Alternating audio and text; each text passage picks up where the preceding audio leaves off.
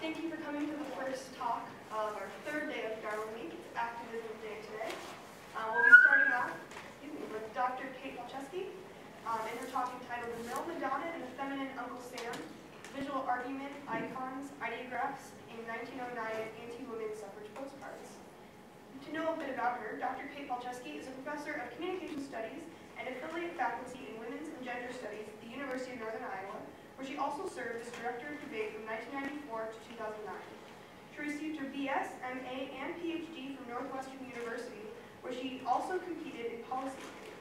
She teaches courses in rhetorical theory and criticism, the rhetoric and performance of social protest, argumentation, gender and communication, and political communication.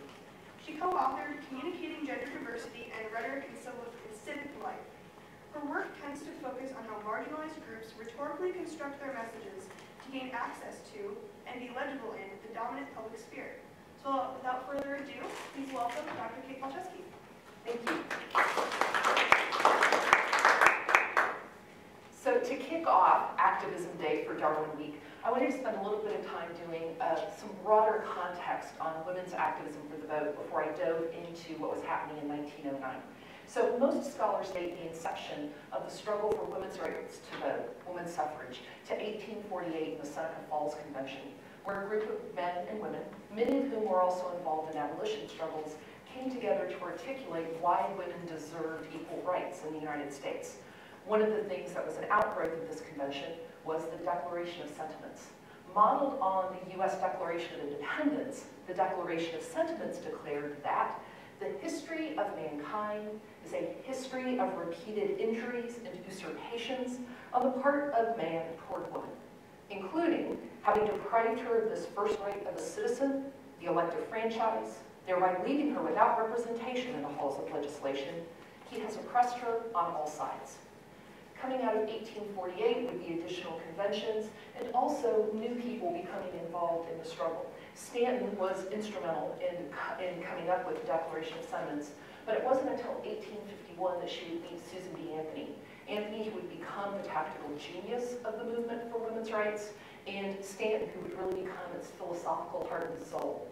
Also in 1851 was another important moment, and that is Sojourner Truth delivered her Aren't I a Woman speech, making clear that struggles for women's rights always already implicated questions of race. And I want to take a little bit of time to quote from her speech. It's going to become important later.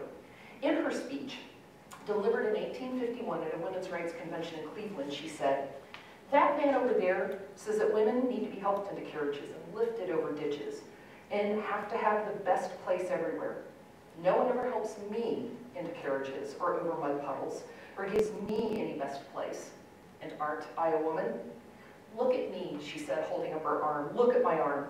I've plowed and planted and gathered into barns, and no man could head me. And aren't I a woman? I could work as much and eat as much as any man when I could get it, and bear the lash as well. And aren't I a woman? I have borne 13 children, and seen most all sold off into slavery. And when I cried out in my mother's grief, none but Jesus heard me. And aren't I a woman?" Pointing to a member of the clergy standing in the audience, she said, "Then that little man in black there, he says women can't have as much rights as men because Christ wasn't a woman. Where did your Christ come from? Where did your Christ come from? From God and a woman," she said. "Man had nothing to do with him." This is why we really like Sojourner Truth. 1866 would see a key organizational moment in the struggle for women's rights with the formation of the American Equal Rights Association. But it would split in 1869 into the American Women's Suffrage Association and the National Women's Suffrage Association because of strategy struggles over two sort of key points. One was whether or not it should be a federal approach or a state-by-state approach for garnering women's rights to vote. And the second was whether or not there should be support for the 15th Amendment to the U.S. Constitution, given it declared that voting rights could not be abridged on the basis of race, but did not include sex as one of those things on which voting rights could not be abridged. In 1878, 3 full decades after the Seneca Falls Convention, an amendment to the U.S. Constitution would finally be introduced into the United States Congress, and it would be the amendment that would eventually pass in 1919, declaring the rights of citizens in the United States to vote shall not be denied or abridged by the United States or any state on account of sex. 1890 would then mark a really interesting turning point on a number of occasions. But before I start getting into what was sort of fascinating about the 1890s, I want to make clear that the activism for women's rights had to be sustained not over weeks or months or years, but over decades, over major organizational changes, through a civil war, through World War I eventually as well. And so this isn't a moment of activism where all of a sudden someone came up with a great idea and the world changed. If you're changing the world, whether it be legislatively or constitutionally or socially, it takes decades of work. It takes a myriad of people, and it takes an incredibly complex organizational structure. And what was happening in the 1890s really sort of demonstrates that. From about 1890 to the 19-teens, a number of things were happening. One was something called the doldrums, which is how members of the movement referred to it. Over a period of 10 years in that span, the suffrage movement faced 164 defeats. Referendums for women's votes, attempts to amend state constitutions, city-level votes. That averaged one every 27 days. So imagine you're part of an activist movement, and every month for 10 years, you experience a defeat and no victories.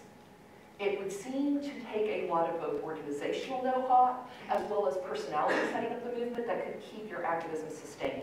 And that really is what happened. A lot of scholars also talk about how during this time period, there was a renaissance in the movement, where state-level organizational structures really took on new powers, new personalities, new activists were introduced into the struggle, and there was a really conscious recognition that the vote for, or the struggle for women's vote was never only about the vote. It was also always about reconceiving what it meant to be a woman in the United States. It meant developing a concept of what it meant to be a public woman, and I'll talk about this more later, but to be clear, to be labeled a public woman at this time period meant you were a prostitute. Public woman was another word for prostitute. So how do you come up with a conception of how to be a public woman, a woman voting in legislative, presidential, citywide elections that fit into how people conceived of what it meant to be a woman? The other thing that was happening during the same time period is what's called the golden age of postcards. And I know this seems sort of strange to be talking about postcards. They're sort of throwaway items now. But in their heyday, postcards really played a role in presidential elections, say in the 1908 election, and they really were a marker of social status in a number of ways. The role of the postcard in the 1890s to the 19-teens sort of is the equivalent of the internet and YouTube and Twitter and Facebook all rolled into one. Postcards were the way in which people could communicate. They were the great vehicle, one scholar called them, for messages of the new urban proletariat, because they were cheap to buy and post, simple to use, and quick to arrive in an age of frequent deliveries. So these really became an incredible way to communicate with each other and to get out broad social messages. During postcards' heyday in the United States, no drawing room table was considered complete without an album in which picture postcards could be preserved and displayed. And in fact, your social standing was determined by the quality and the content of the cards in your album. It's sort of like the number of friends you have on Facebook. And suffrage activists recognized the utility of postcards as part of their own activism. Most of the suffrage postcards that were pro-suffrage included photographic images of parades, this one of the 1913 parade that happened on the eve of Wilson's inauguration. Or they contained verbal messages, sort of explaining which states had granted the right to vote, or articulating a few key arguments for the vote, and explained why really folks should support extending the right to vote to women. In a few notable exceptions, they included some interesting visuals, but really for the most part in the US, they remained relatively simplistic images. In Great Britain, they were a little bit more complicated. The British had an artist suffrage league that really played an important role in sort of public propaganda and visual propaganda for the activists. But really, the vast majority of postcards that were distributed in the United States were not from the activist groups, but were from commercial postcard publishers. In the US, as in Great Britain, commercial publishers had no political axe to grind. They were not employed or encouraged by anti-suffrage organizations. The antis, or the women who were opposed to suffrage, were called remonstrants. But really what commercial publishers focused on was what was sensational or funny to some and likely to sell. And it also really depended on a music hall tradition of humor about women that really was pretty misogynistic and deeply rooted in Victorian notions and Edwardian culture. Simply by tapping into the prevailing ideology, postcard producers assisted anti-suffrage forces almost incidentally by creating imagery of the female form that used suffragists as topical or humorous types.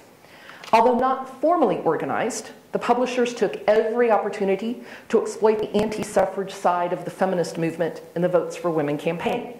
The comic postcards of this early time became a tool of the anti-suffrage campaign.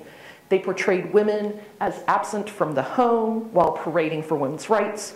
Fathers were shown in unmanly chores of caring for children, washing clothes, and scrubbing floors, and missing their much-deserved night out with the boys. Now, one scholar, Tickner, argues that even though these images weren't necessarily consciously propagandistic, taken as a whole, they really do illustrate a press that produced a rich sentiment of anti-feminist and even explicitly misogynistic material that really did inform and in some cases reflect the higher order debates that were happening in the halls of Congress and Parliament. The visual record, though, is a really interesting one because it's one of the few places where the really strongly misogynistic culture shows through in pretty overt ways. And I want to make one other argument about the series I'll be talking about, which is that it's in the visual images, and particularly in the postcards, that men in the home are really presented as an argument against suffrage. There's lots of verbal arguments about how suffrage will make women unwomanly, how it will masculinize women. But in the verbal discourse, in the speeches, in the pamphlets, and the flyers, there's not much about how men will be feminized by women's vote, but it's everywhere in the visuals. And so that's why I think it's important when you're talking about activism and social controversy, you pay attention not just to the verbal archive of speeches and essays and letters to the editor, but also to the visual archive. So the interesting sort of thing to think about is how activist movements not only have to counter groups explicitly opposed to them, the anti-suffrage forces of the remonstrants or politicians who were opposed, but also how they really have to alter the dominant discourse and its powerful controlling images. And it's also true that often counter-movements, opposed movements to social change, often try to maintain and redeploy those very images. So what I want to do is spend a little bit of time talking about how this one set of postcards, the Dunstan-Weiler series, taps into this prevailing ideology of both the masculinized woman with a twist and the feminized man. Recognizing this sort of dual move, though, requires a little bit of understanding about the separate spheres. So a footnote here real quick. There really weren't ever, in actuality, separate spheres for women and men. The notion that men are in public and women are in private. Women, poor women in particular, and women of color, had long been engaging in either forcible labor outside of the private and also in paid labor. And women had been parading in the streets demanding rights in the early 1800s with the labor movement. And so this notion that women were always in the private and men were in the public is a fiction. But it's a fiction that has a lot of controlling power because it's sort of saying to be a good woman, you ought to be in the private. Really, the public sphere of business, politics, and profession is for men. And the private sphere of love, home, and the family is where women, or at least good, white, middle-class women, should be. So to really explore what's going on with some of these arguments, I want to talk about the 1909 Dunstan-Weiler series. It's a full-color lithographic set of cartoon postcards that appeared in 1909. And they're some of the most common, they're the most present postcards. They're the ones that seem to have been produced in the greatest numbers and circulated the most. And to sort of work through these, I'll do some of these in more detail, but just to give you a chance to think about what these postcards are showing.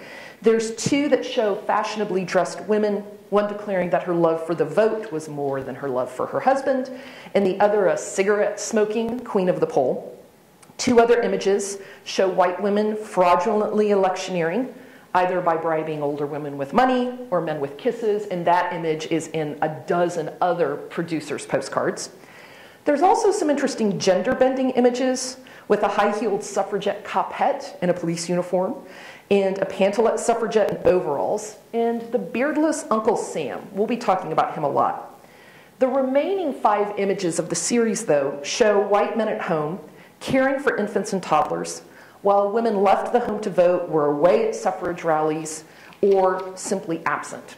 And one image in particular we'll be spending some time with, which is the suffragette Madonna. These images, I think, offer a really interesting place to talk about how man and woman function as ideographs, which is sort of a technical term used in communication studies that talks about common language terms that are used in political discourse and carry with them precise yet fluid meanings and are often able to warrant the use of power. So to sort of give an example, if I say my associate dean is a man, that's not using it in a sort of ideographic way. It's just saying John's a man. But if I go up to my associate dean and say, John, be a man, there's a sort of force I'm putting behind that word, that there's a way to be a man, he's not performing it, and he's got to figure out how to do it. And in some ways, these cards set up notions of how to be good women and bad women, and how to be good men and bad men. And so what I want to do is talk about both how these postcards reflected some of the dominant verbal arguments that were being made, but also how they departed. And so how they reflected some dominant arguments, there's 2. One was that women would be too weak to enforce their vote, and another was that voting would coarsen women. So the first argument that you find all over the discourse is women would be too weak to enforce their vote. And I know that seems like a really strange argument, but Eileen S. Creditor, who wrote one of the germinal histories of the women's suffrage movement, outlined the argument that was prevalent at the time that linked physical power to voting rights. She said that folks would argue that if women were to vote, this thesis said, half the electorate would be incapable of enforcing its mandate, and vicious elements would be encouraged to resort to violence. A vote for them was not simply the registering of an opinion, which is often how we think of it, but it was a demand and consequently would be meaningless unless exercised only by the muscular portion of the community. The New York Association opposed to women's suffrage, in a statement presented to both houses of the US Congress, noted, "To extend the suffrage to women would be to introduce into the electorate a vast non-combatant party incapable of enforcing its own rule." Goldwyn Smith, an activist at the time, said, "Political power has hitherto been exercised by the male sex because man alone could uphold government and enforce the law." In other words, there was this belief that physical power was needed in order for a vote to carry any force. So the idea of a woman being a law enforcement officer was presented as laughable, with her using a rolling pin instead of a truncheon, and accompanied by a demure puppy instead of a vicious police dog. So that's one place where the series represents arguments that were present. Another is that the vote would coarsen women. These are some other examples of images that circulated at the time. Most of the images surrounding suffrage activism really thought of women as consisting of a few set types. The better class, who really would never venture into the public, the indifferent, those who just didn't care, and the degenerate. And a particular worry to the anti-suffrage activists were prostitutes, whom they feared would overwhelm their more upstanding sisters at the polls, because, according to them, the best of women would shun political life, and the most unprincipled would have the field to themselves.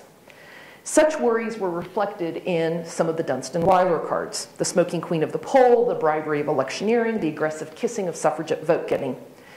So what's interesting, though, with these images compared to the other ones I was just showing was that these show the women still being attractive physically, not as the sort of ugly mannish harridans in some of the other images. They were shown in attractive dresses with beautiful faces, But I would argue it's a mistake to read these postcards as unqualifiedly liberatory. Instead, I think they represent a moment in which what Butler calls sex is both is destabilized and produced as it's reiterated. This is what woman as sex looks like. It's where norms are both maintained and challenged. So you could be a suffragette and still be attractive, but that didn't necessarily mean you were still a good woman. And why is that? I think what you find is that it's a type of femininity that's been highly sexualized. And the connection between sexuality and publicity isn't accidental. There's a great book that sort of talks about the history of women in public and how there was this assumption that if you were a woman and you were in public, you were a prostitute and were sexually available. A young woman, for example, walking home on the streets of New York in the late 1800s and who stopped to ask two men for directions was arrested for prostitution because she was a lone woman out at night on the street. And what showed up on her arrest record was she was a public woman. Lisa Marie Hoagland also points out, with her history of Victoria Woodhull, this notion of sexuality and women in public coming into play. So the postcards present public women as still feminine, but that doesn't mean she's a good woman. So instead of using the loss of femininity as a way to discipline women back into the home, the postcards deployed a loss of virtue. Either only bad women would vote, or if a woman voted, she would be presumed bad. And evidence of why this is shows up in the exposed ankle. A little bit of history here. The bloomer movement, one of the biggest arguments why women should not wear this horrifying, incredibly erotic dress was because it exposed the ankle and leg. And it was this massive source of moral outrage and jest throughout the 1800s. There really was right. Are you all, you're blushing. I see you all getting so excited. This was considered horrifying because it exposed the ankle, okay? And so what's interesting, well, there's also a sort of apocryphal story that during this time period, the Victorian era, that people would skirt pianos to the floor and tables to the floor because you could see the legs, and that might excite your more base tendencies. That's probably not accurate, but there really was this hang-up about ankles, and the bloomer movement sort of shows that. So for a middle-class woman, really showing any ankle was verboten. And if you look at any catalogs, including, say, the Sears catalog throughout this time, which was the arbiter of taste in small-town America, skirts were shown all the way to the floor. No ankles were exposed, which is what makes the images here interesting, because there's ankles everywhere. And in one case, even a little bit of calf. And so I think there's an argument that women who were voting really were hussies. They were not good women. They may be physically attractive, but they weren't necessarily virtuous. And it's not just in the exposure of the ankles where you see this in a number of the images, but also some of the other codes that get played out. So for example, the low-cut bodice in this image, and the fact that she's smoking. Women had not come a long way, baby, in 1909 when it came to things like smoking. That really was a mark of someone being not a virtuous woman. So really, the postcards here reflected many verbal arguments about the coarsening of women, but not necessarily that it would masculinize them as much as it would strip them of their virtue, that voting women, public women, are bad women. Now, the series also departed from a number of the dominant arguments, and this is where I find not just this series, but other images circulating at the time to be really interesting. There is the argument that men would be domesticated, that men would be feminized if women were given the right to vote. Popular culture images of men in the home really appear to be the only place where a potentially inarticulable fear of the emasculated man can be traced in the arguments. If you read speeches, if you read sermons, if you read pamphlets, you don't hear anyone ever saying men will be feminized by the vote. But in the images, you see it all over the place. And the notion was that men would be kept in the home. Most of the images, though, showed men relatively incompetent. So the kids are crying, the cat's getting into the milk. They're not doing a very good job. But and you've got kids behaving very poorly in that image as well. What's interesting, though, in the Dunstan-Weiler series is that men are actually shown as being competent in the home, that they actually are doing okay, and that it's making the argument that men can function in the home. But that's not necessarily an argument for women's rights to vote, because at this point in time, that's viewed as just odd to think about men playing primary caregiving roles. You also really see this notion in a number of other places. The male Madonna image, oh, actually this is what I wanted to chat about real quick, I think. You see this in a number of images where really men are trying to navigate what it means to be in the home. And it's interesting because when you think about sex and gender and how we understand what it is to be a man or a woman in a sex binary world, there really is a trade-off between the two. And it's a trade-off that's long been recognized. I mean, Virginia Woolf talks about how if you enlarge the image of woman, it tends to shrink the image of man. What she wrote was, women have served all these centuries as looking glasses, possessing the magic and delicious power of reflecting the figure of man at twice its natural size. How is he to go on giving judgment, civilizing natives, making laws, writing books, dressing up and speechifying at banquets, unless he can see himself at breakfast and dinner at least twice the size he is? And this sort of explains why sometimes when marginalized groups argue for an increase in their rights, those with privilege, those in the dominant, view that as an attack on their own, because often the dominant defines itself in relationship to those it subordinates. And so if men see themselves as larger because they see women as smaller, if suddenly women's rights are enlarged, if their social roles are enlarged, it is treated as though it must be a zero-sum trade-off. It doesn't have to be that way, but that's often how it's perceived. So the notion is, if women are out in public voting, men will be relegated only to the home. And note the caption, I want to vote, but my wife won't let me, which is this sort of complete reversal of the way we often think about the sex roles.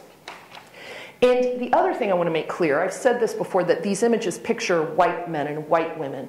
And I want to sort of bring to everyone's forefront to see this as disciplining notions of sex in relation to race. It's how to be a good white woman and how to be a good white man. There also were images that circulated, not near as much, but images that circulated that used African Americans in the arguments for and against suffrage. But as you can tell from the comparison of these two cards, there's a lot more going on with issues of race and stereotypes and who is considered a good or appropriate person to be in the public sphere. So to be clear, when we keep going through these images, recognize they're of white men and women, in that it's not necessarily giving access to the way that African American bodies were disciplined in quite distinctive ways at that time. Remember Sojourner Truth. So that was one image that I wanted, the general images about men being relegated to the home I wanted to talk about. But there's two I want to focus on now.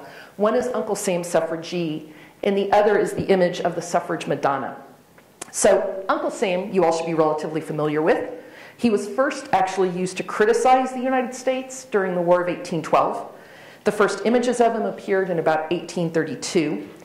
Brother Jonathan, who you may never have heard of, actually was the more popular image going into the Civil War, but by war's end, Uncle Sam became the dominant image, mostly because of a way in which he became affiliated with Lincoln, in the sense that he didn't have facial hair until about 1856, but once facial hair was put on him, it persisted because it was a way to tap into images of Lincoln as well. Uncle Sam would become known in slang, in fact, as Mr. Whiskers, really tying the facial hair, and this becomes important.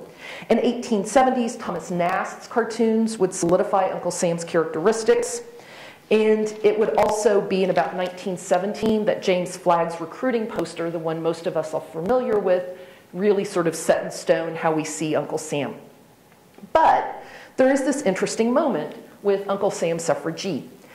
In his comprehensive history of Uncle Sam, Alton Ketchum notes that one of the last appearances of the beardless Uncle Sam was in 1865. He's off by 44 years because this card appears in 1909. And the form of Uncle Sam really takes on some interesting elements in this postcard. So according to government officials responsible for asking Herbert Knoxon at the behest of the State Department to create an official version of Uncle Sam in 1950, according to the government, he is the United States. He is our composite American personality, the symbolic projection of what the country means to us and to other nations. really, Uncle Sam is meant to denote someone who's benign, friendly, yet firm. And in order to do that, you've got to treat his height in a very particular way. In an analysis of Uncle Sam across the decades, one scholar notes that part of Uncle Sam's heroic nature was embodied in his stature. And this is going to be some interesting sort of comic book theory too. An average man stands about 6.5 heads tall. So take a head and stack up 6.5 and you've got the average height of a man. Comic book characters are made to look heroic by having smaller heads and larger bodies. So now that they're usually 8 or more heads tall, 8 heads, stack them up, you've got the height of a comic book figure. When Nast finally stabilized the image of Uncle Sam, he was 7.5 heads tall. So he was much more like a comic book figure than he was like a typical human body we might see walking around. And this image of Uncle Sam at about 7.5 heads tall really persisted well into the 1900s. He really was presented as this heroic, paternal, very protective epitome of strength. This, not so much. And here, he stands only about 6 heads tall, including his heels, but excluding the lovely patriotic bonnet, right? That this is a much squatter Uncle Sam. He also is stripped of secondary sex characteristics. He has no facial hair. He's not wearing clothing. I mean, he's in drag. He also is presented as suffragee, someone not who has a right of suffrage, but against whom suffrage is wielded. In other words, there's an argument being made in this postcard that if you give women the right to vote, the United States will be stripped of its masculine power. It will become the object of women's vote, not a nation able to exercise power in the world. Its stature will be declined, and as a nation will become feminized and weak. So, Uncle Sam suffragee. This card really confounded me for a long time, sort of being able to see Uncle Sam in drag and see what's going on with this particular image. The other one that I wanted to talk about for a bit was the suffragette Madonna. So this whole series that we've been talking about really looks at feminized men and masculine yet attractive, maybe not virtuous women. What's really intriguing with this card is that it also tapped into a bunch of anti-Catholic bias that was quite prevalent at the time period. And it has a layered series of arguments going on within it. So one, it appealed to the anti-woman suffrage Catholic population by highlighting how the vote would violate the religious admonition that women's place was in the home. It appealed to anti-Catholic sentiments fed by fears that Catholics at a voting bloc would overwhelm Protestants at the poll. And it also deployed the stereotype of Catholicism as effeminate to intensify the feminizing effect of the vote. So it's doing something strange, appealing both to Catholics and anti-Catholics at the same time, and I want to work through how that might be happening. So anti-Catholicism was neither new to the time period nor unique to the suffragists or the remonstrants and other anti-suffrage activists, as both were responding to a pretty significant influx of immigrants. And they were responding from a nativist perspective, that there are true and real Americans, and you immigrants aren't. Now, the immigrants who aren't true Americans were Irish, Italian, and Polish. Those were viewed as the strange, dark other. And it really, this sort of anti-immigrant notion was fed by anti-Catholicism because there was a rapid growth in the Catholic Church throughout the 1800s, so that it became one of the largest denominations by mid-century. For the Irish and Germans who had arrived during the first wave of immigration, there really was an incredible period of vitality. But by the end of the second half of the 19th century, new waves of Italian and Polish immigrants and their alternative expressions of Catholicism arrived that really started to shake things up. The second wave of Catholic immigration into the Northeast and the Great Lakes regions really combined with a distrust of Catholicism that led to a pretty serious nativist backlash, Protestant backlash. Protestants would band together in the Republican Party primarily as a means to preserve a sort of quasi-official Protestant quality of American life. And these reactions make clear how Americanness and citizenship get bound up with questions of ethnicity and religion. Given the depth of anti-Catholicism, it's avoidable that both pro and anti-suffrage forces would appeal to the bias. Anti-immigrant prejudice was evident within the suffrage movement, whose members bemoaned the fact that educated Native women did not have the vote, while expanded suffrage enabled illiterate immigrant men, like my grandfather, to overwhelm the polls. He wasn't illiterate, he just didn't speak English. He was quite literate in Polish. In order to limit the power of ethnic, often Catholic, political machines, suffragists argued women should be given the vote, that Protestant native white women would vote. And those really were persuasive. In fact, in the 1890s, the American Protective Association, which was an organization that banded together in response to Catholic immigration, argued women's suffrage was a way to combat the rising power of Irish Catholics. Immigrant communities were also aware of the implications of suffragists' arguments. Many immigrant organizations feared how native-born population would use women's suffrage against them, and so they opposed any change in voting laws. They also feared the effect of the vote, not just on their political power, but also its social effects. Immigrant men often saw suffragists as dangerous radicals who sought to destroy the harmony of their traditional family unit by introducing the issue of women's rights into the household. Male immigrants refused to see the Votes for Women campaign as anything less than the destruction of their solitary refuge in a world of turmoil, the home. That in a world where they were new, they may not speak the language, they did not have a lot of political power, at least in the home they were king of their own domain, but women's suffrage would upend all that, according to their arguments. Remonstrants, women's groups who were opposed to suffrage, appealed to the anti-woman suffrage bias of recent Catholic immigrants, actually publishing in 1915 a brochure in Polish in order to urge people, the men, to oppose women's suffrage. Thomas Jablonski, a historian, really gives a pretty vivid description of why anti-suffrage people feared how women's suffrage would really supplement the immigrant vote.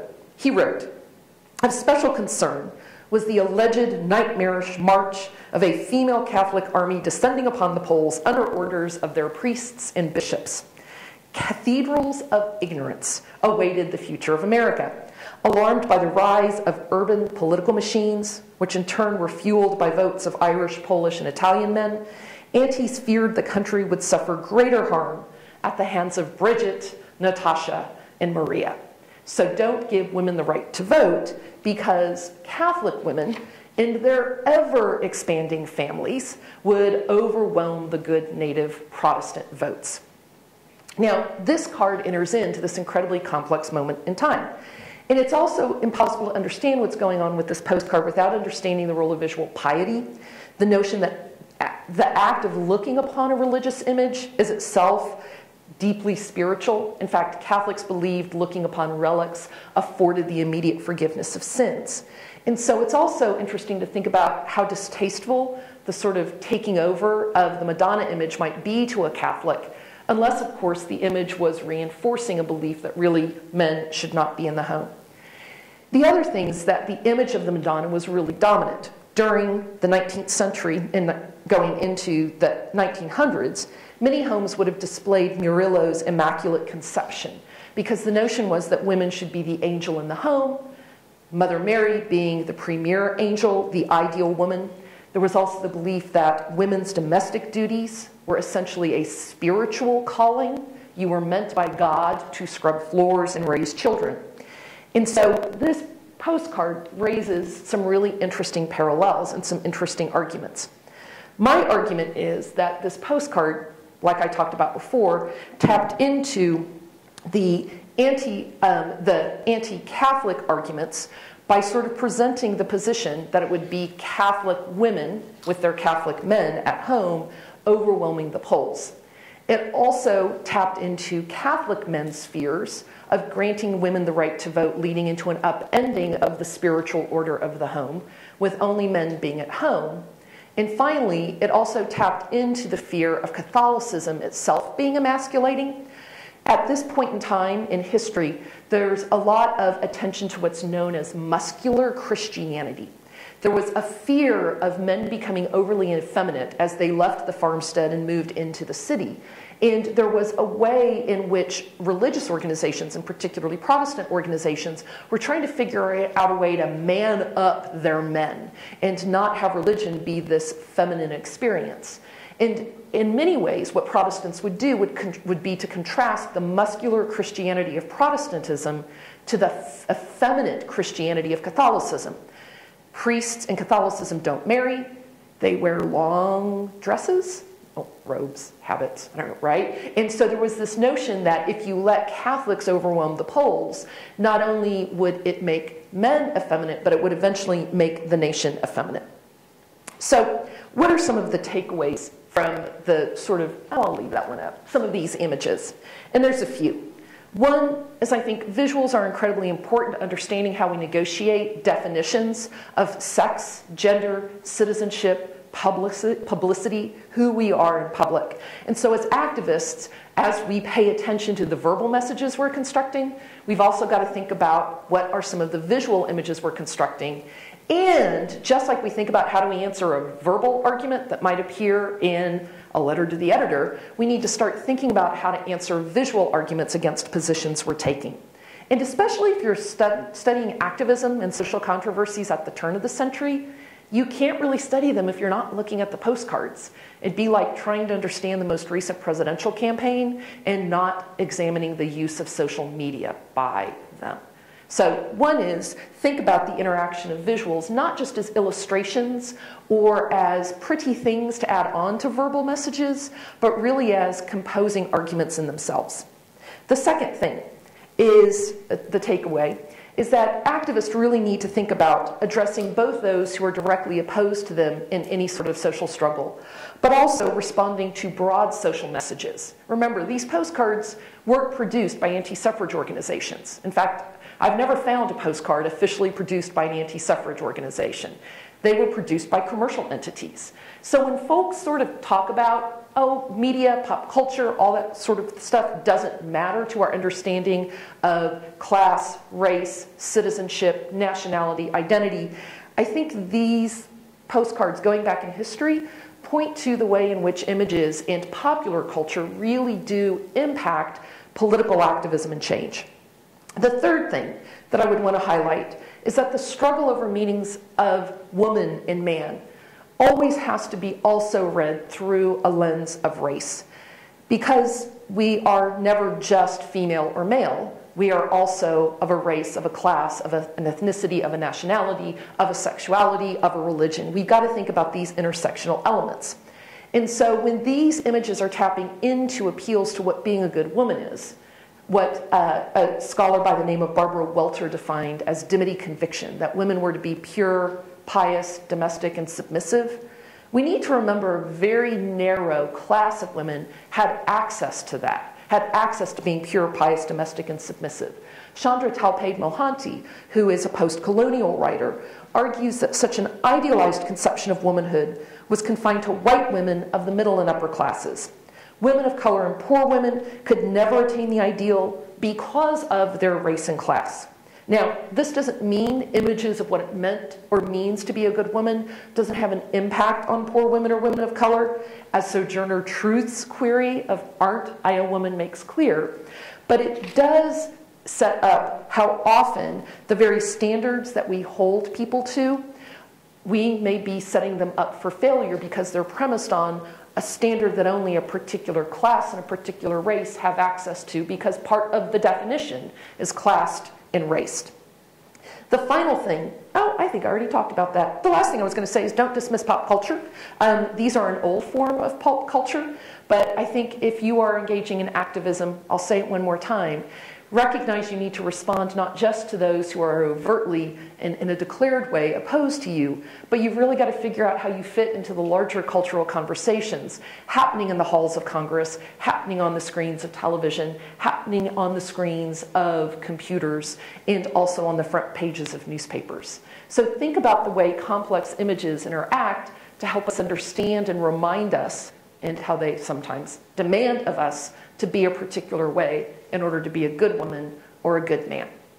Thank you.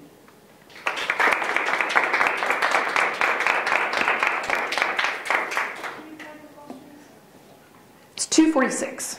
Okay.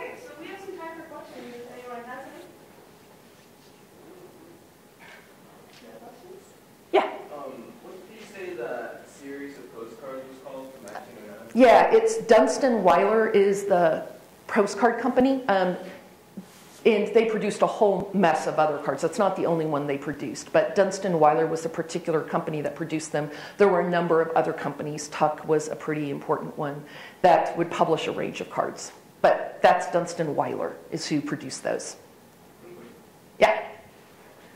I actually brought them, right? Because seeing, postcards. Yeah. Other questions? I should get out of the line of sight. You want to see them? Absolutely. Sure. Other questions? I thought I saw a hand go up. Yes, ma'am. I read recently, and I was wondering if you agree that and it surprised me, that the suffragette, the voting part of women's rights was kind of secondary, that the other things were primary with most of the people, and a lot of the women didn't think women should vote either. Well, so let's see, how can I unpack this? Yes, there were women opposed to women's suffrage, and they're typically referred to as the remonstrants. They would mark themselves by wearing a red rose. They would not speak in public, though, because they did not think it was appropriate for women to affect politics in the public. The best way to influence was through influence at the home. So whenever they were trying to make clear their position against women's suffrage, they would have men read their speeches for them. And if any of you have seen, there's a Lady Gaga Bad Romance parody that has been done that's on the suffrage struggle, and it depicts some of the remonstrants. Look it up. If you look up on YouTube, Bad Romance Suffrage, you'll see it. It's really pretty cool. So there were groups of women called the remonstrants who were very much opposed to the vote. They weren't opposed to women influencing political life. They just were opposed to women influencing it through the rough and tumble world of politics. And they were the ones who believed only bad women would vote because refined, good women would stay at home, and prostitutes, at the behest of the liquor store, the liquor interests, would put prostitutes into their barmaids in buses and ship them to the polls, was one of the images that was talked about. So yes, there were some who were opposed. Almost all the women who were involved in the struggle for women's rights, starting at the Seneca Falls Convention, were also deeply involved in the struggle to abolish slavery in the United States. And that's actually part of the inception of Seneca Falls. A number of women were at an international conference on abolition and weren't allowed to speak, Elizabeth Cady Stanton being one of them. And they sat together and they're like, how can we be activists and if we have no public standing? So how do we fix that? And that's how the Seneca Falls Convention came to be in the Declaration of Sentiments. Susan B. Anthony wasn't at Seneca Falls. She actually came to her activism and suffrage through the temperance movement, through the anti-alcohol movement.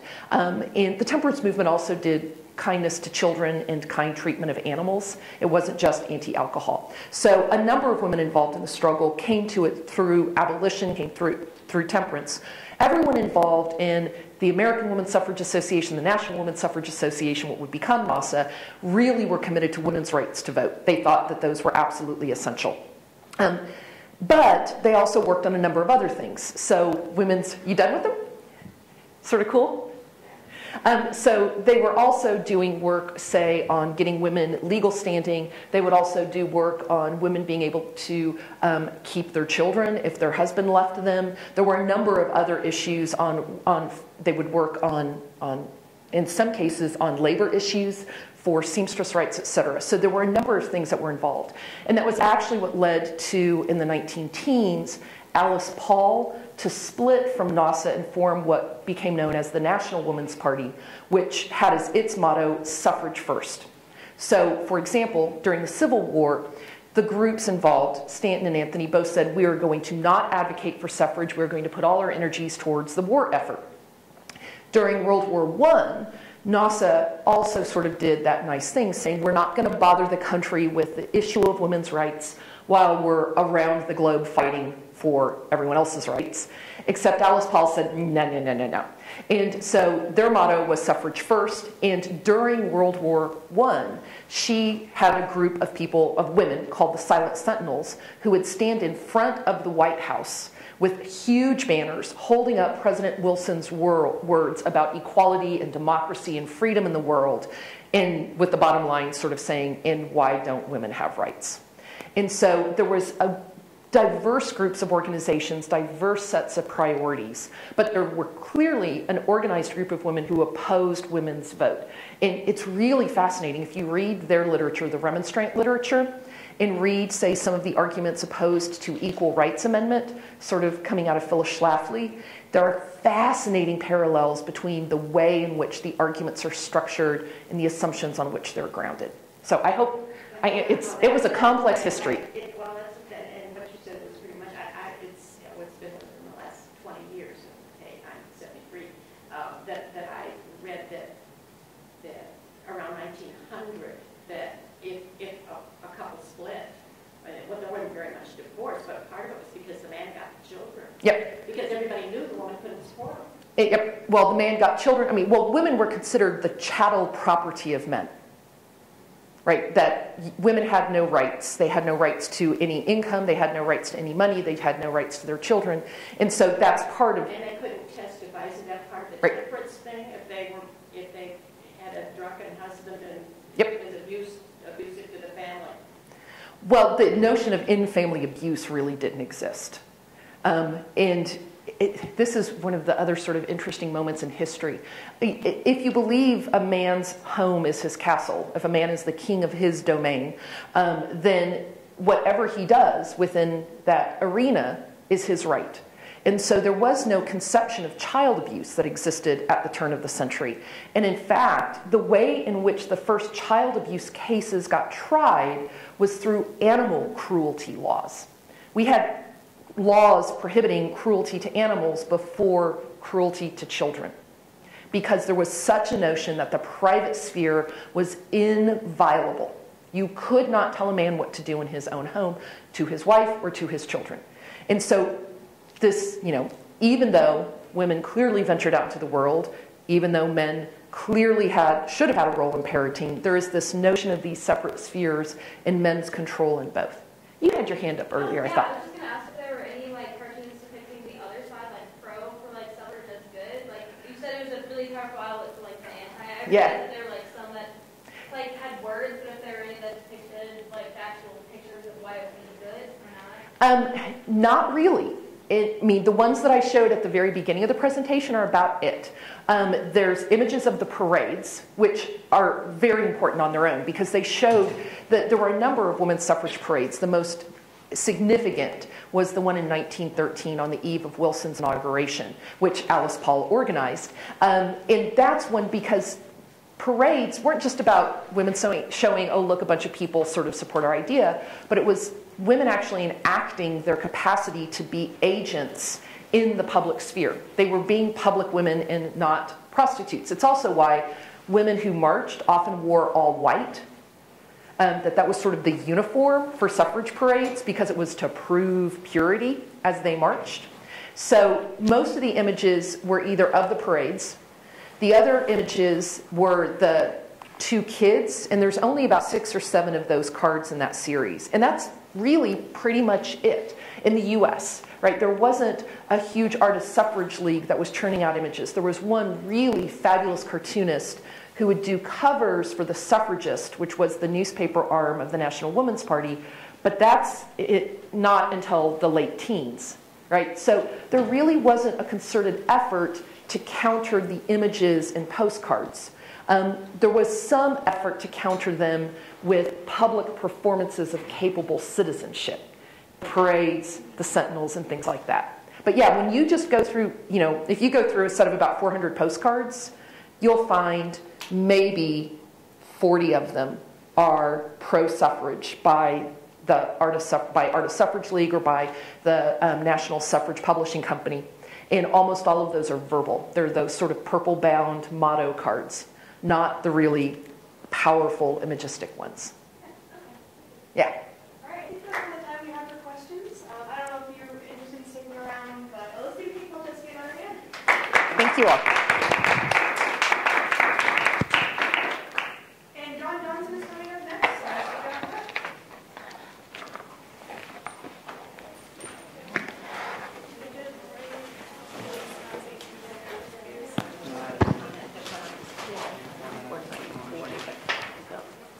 up about northeast Iowa farm, you know, from grandma's house. Women used to say that it was wrong with the hay. They used to control all the votes, and then they only controlled.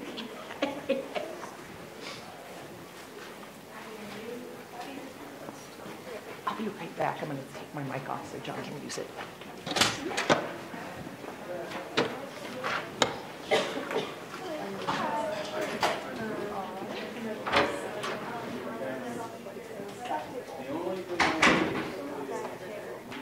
Over there, there's a list of what people has to do. Okay.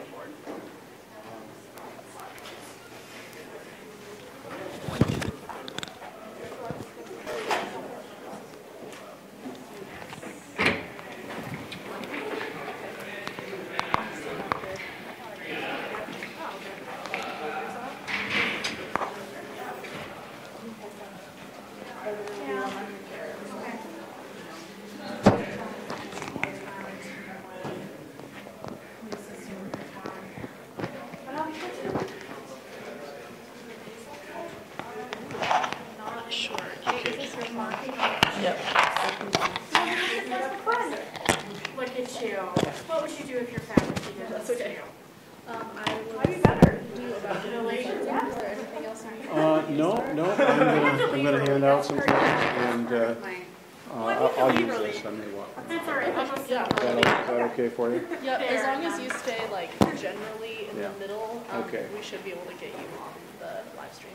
Good, okay. Yeah, if the link fails. Yeah. Is there a way to turn the lights on the wall? There's a slider. Not the black one. So the camera can go in the middle there. I don't know.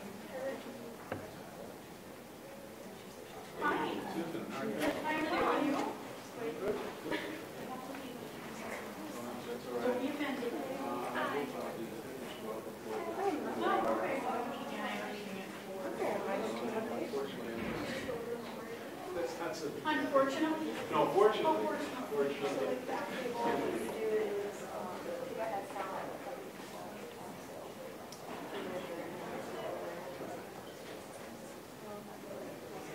So, how are things going?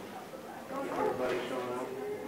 Yeah. Okay, well, I won't need any technology. Okay. So, probably walk around a little bit, if I was telling you a little bit. That's okay. Absolutely. Yeah. And I may have people ask questions all along if they want to. Is that going to be a problem? That would be a problem. That'll be fine. Okay, good. Good. Thank you.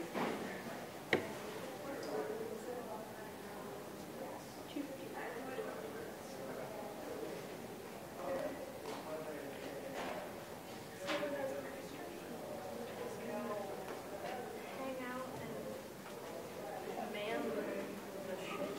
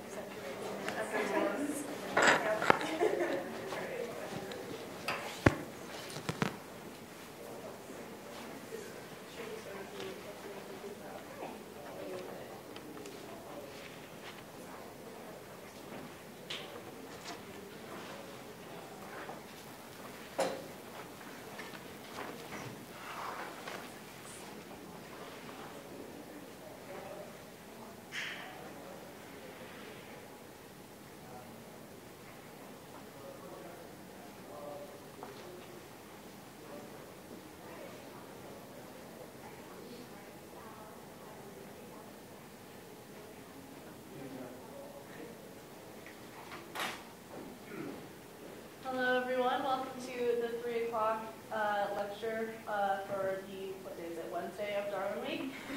About to speak is Dr. Johnson.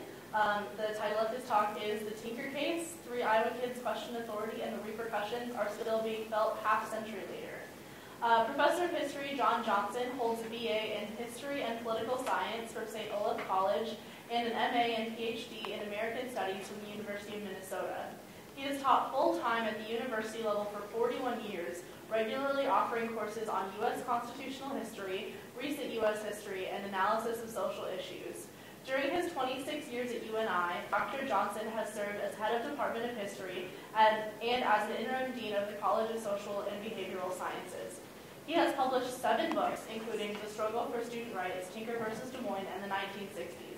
Dr. Johnson is a recipient of the Phelps Family Research Award and the UNI Distinguished Scholar Award and the Regents Award for Faculty Excellence. So without further ado, Dr. Johnson.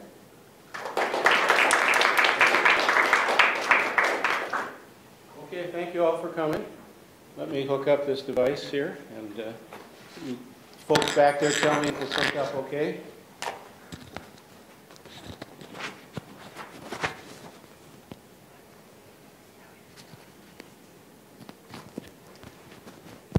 How are we doing? Can you hear me? Okay. Thank you for those kind words, and thank you for inviting me to speak at Darwin Week. I'm always happy to talk about the law and the Tinker case, which is something I worked on for several years back in the 1990s. Please interrupt me at any time I'm talking. This is meant to be informal. I have no technology other than this little device here. I'll be distributing as I talk some photocopies and newspaper clippings, and please look at those as much as you like. What I want to do today is something I think a bit different than the other Darwin Week speakers have done. I'm going to be quite specific. I'm going to talk about one particular story. Historians love to tell stories, and I'm no exception. I'm not going to try to look at the big picture here. Most of the other speakers, as far as I can tell, have looked at some pretty big and weighty topics, and that's fine. But I'm going to take my cue from the famous Supreme Court Justice Oliver Wendell Holmes, who said that a page of history is worth a volume of philosophy. And that's no slam on philosophy, but it's simply to say that there is something of great value in looking at a specific subject. I want to do this in an unusual way. It's something I've never done before, but sometimes you have to take chances, and you know, I have tenure and they can't take that away, and, at least I don't think so. I'm going to tell the story backwards. There have been several works of art, fiction, music that have told stories backwards, and I'm going to tell a story backwards. Not entirely backwards, but I think you'll get the idea. I want to start with the present and move back. I was inspired by the popular novelist Jeffrey Deaver in his book October List that appeared last year. Anybody read that? Carol, have you read that? No, it's a novel, a thriller that gives you the climax in the first chapter, and then it works backwards. And the author is very clever because he is able to have little climaxes all the way back, and the first chapter is a blockbuster.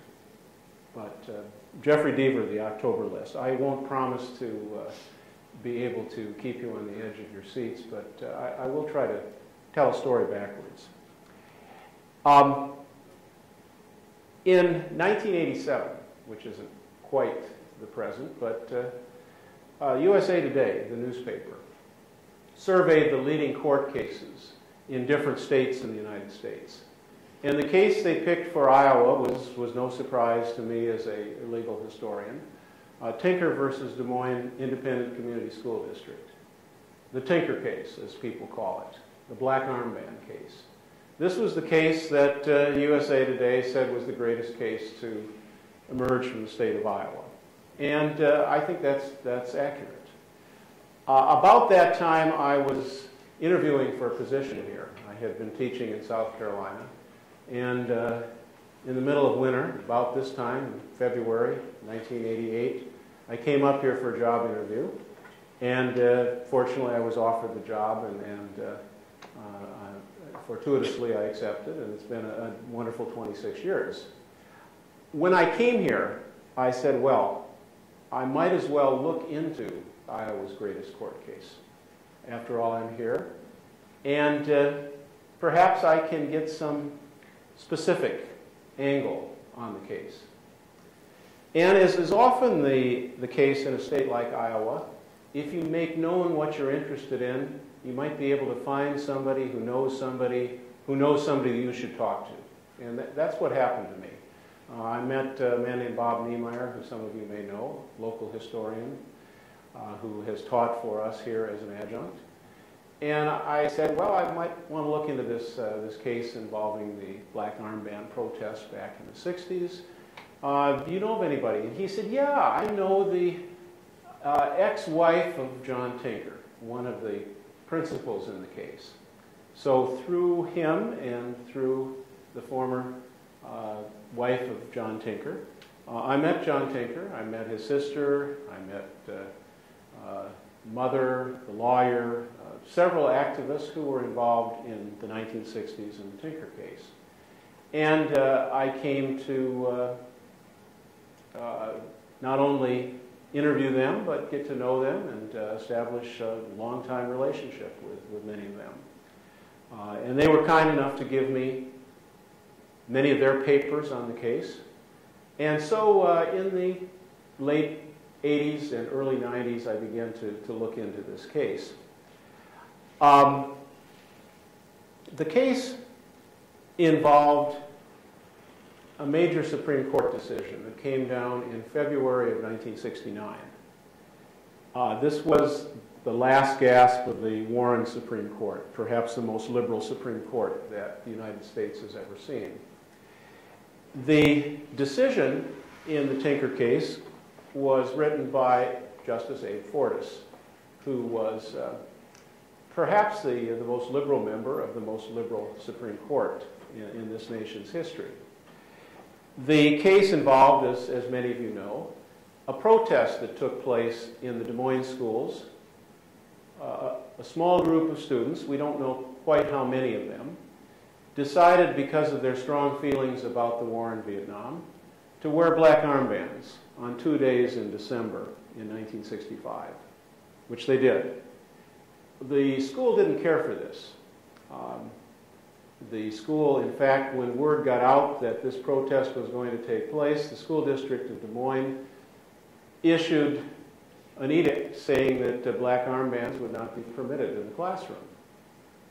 Well, the young people who were interested in making their statements went ahead and wore the black armbands and were suspended.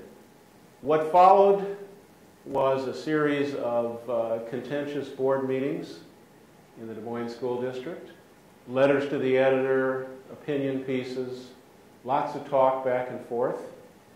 And the young people involved, and they were quite young, were symbols, you might say, of what was going on in Middle America in the middle of the 1960s. Let me take you back to 1965, when the fact situation took place. You can see I'm going back further in time. 65 was an important year in American history. It was the year of the Voting Rights Act, passed by Congress, but it was also the year of the brutal riot in the Watts area of Los Angeles. 36 people died in the aftermath of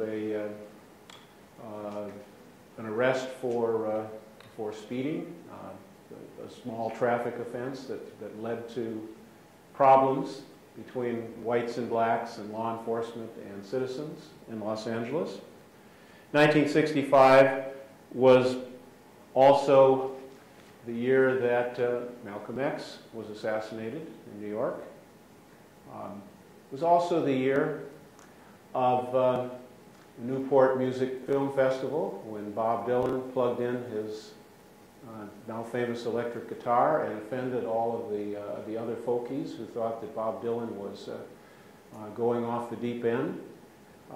There's one story that folks tell now in the aftermath of the death of Pete Seeger, that Pete Seeger, who was there at Newport in 1965, was so appalled by this discordant electronic music that he tried to cut the cord to the power for Bob Dylan. Probably an apocryphal story. But Seeger and Dylan later became good friends. 65 was a year of great tension for civil rights in this country. Many blacks in the South told white young people who came south, take care of your own neighborhoods back in Minnesota or in Ohio. We don't think that you should take a major role here in the struggle for black freedom in the South. And that was one of the things, one of many things that split the civil rights movement. The other thing that was happening in 65, of course, was the war in Vietnam. The war in Vietnam was heating up in 65. The first pitched battles took place in the summer of 65. And it was still a generally popular war on the part of Americans. The New York Times would editorialize in favor of the police effort in Vietnam, in favor of the domino theory. Public opinion polls showed that Americans generally supported what was happening. The critics, and there were some, tended to populate college campuses in the Northeast and in California. Iowa in 1965 was a pretty placid place. A group of Iowans, though, went to Washington, D.C. in November of 1965 over the Thanksgiving holiday, and they met with a number of other groups. There were over 140 different groups that came to Washington to protest the war in Vietnam in November of 65. This was the largest anti-Vietnam War protest to the time, and of course they would get much bigger later on. On the bus from Iowa to Washington, D.C. were two families, the families of the Tinkers and the Eckharts, and a few other people, including one of the relatives of Herbert Hoover, the American president. Herbert Hoover, the third or fifth or something, was on the bus as well. And this was a galvanizing event for the small Iowa peace community in the mid-1960s. And we're talking about a community of maybe 50 people who had strong feelings about the war in Vietnam. On the way back, after having heard speeches by Benjamin Spock and Robert Kennedy and others, the people from Iowa said, well, we need to do something to keep the spirit alive, to communicate our concerns about the war in Vietnam to folks back here in Iowa. And they discussed what to do. And one of the things they decided to do was to stage a symbolic protest in the schools, and if some college students were interested, in the colleges as well, to wear black armbands to protest the war in Vietnam. This was, they made no secret of it. They invited people to their discussions. And word got out that they were going to wear their black armbands on December 16th and December 17th, Thursday and Friday, right before the Christmas holiday. The people involved had two reasons for this symbolic protest. One was to mourn the casualties in the Vietnam War. John Tinker and Mary Beth Tinker, two of the principals, made clear to reporters and certainly to me that they were not strictly anti-war, but they were pro-peace, and they were mourning the people who had died, not just on the American side, but Vietnamese side as well. The other reason for wearing black armbands was to support a moratorium on bombing that Senator Robert Kennedy had been pushing for in the U.S. Congress. Those were the two reasons. But as things spun forward, most people would say that the black armband protest was an anti-war protest. That technically wasn't the reason, the genesis for the protest, but eventually this is the way most people would describe it. But again, at the beginning, it was thought to be, by the participants, a way to express their sorrow for people who were dying in the war. And the death total was mounting in '65. And by early '66, the American commitment of soldiers in Vietnam was well in excess of 180,000 and would continue to go up to over 500,000 a couple of years later. And as we know, about 58,000 young men and a few young women would die in the war, and many would be casualties. The number of Southeast Asians who died, we have no idea, but it was certainly over 1 million, and perhaps as high as 2 million. A devastating war, and those of us who have studied it or lived through it know about the impact of the Vietnam War, even now, many years later, on how we live, how we think, our politics, the whole way we approach the world. The Tinkers were an interesting family, and I'll tell you about them in a minute. Reverend Tinker, Leonard Tinker, was identified with the American Friends Service Committee, but actually he was a Methodist minister on leave. Lorena Jean Tinker, his wife, was a leader in the peace community in Des Moines. They had several children, one who was a daughter attending Grinnell College, and the others in the public schools in Des Moines. The oldest in the schools in Des Moines was John Tinker, 15 at the time. Next came Mary Beth Tinker, 13, and then Hope and Paul, who were in the early stages of elementary school. The other family that became identified with the armband protest was the Eckhart family. Christopher Eckhart was the son of Dr. William Eckhart, Margaret Eckhart. Christopher was a junior at a different high school from John Tinker. And these were the individuals who became the principals in this case. Now, while I'm talking, let me circulate some copies of, and I'll just distribute these randomly, and you can pass them around as I'm talking. Give you some pictures, a little bit of the flavor of the case. These are pictures of the Tinker family, the Eckhart family, Dan Johnston, who was the attorney for the kids. The armband protest went off not quite as planned. As far as I've been able to determine from the research I've done, people I've talked to, there might have been as many as 60, but probably more like 36 people, young people who wore black armbands to school on the 2 days in question. The only ones who were disciplined were John, Mary Beth Tinker, and Christopher Eckhart. There were 2 others who were called into the office, but as far as I know, they weren't suspended. After the suspensions took place, and they were upheld by the school board, the Tinkers and the Eckharts decided to approach the Iowa Civil Liberties Union. They felt that their rights, their young people, had been denied.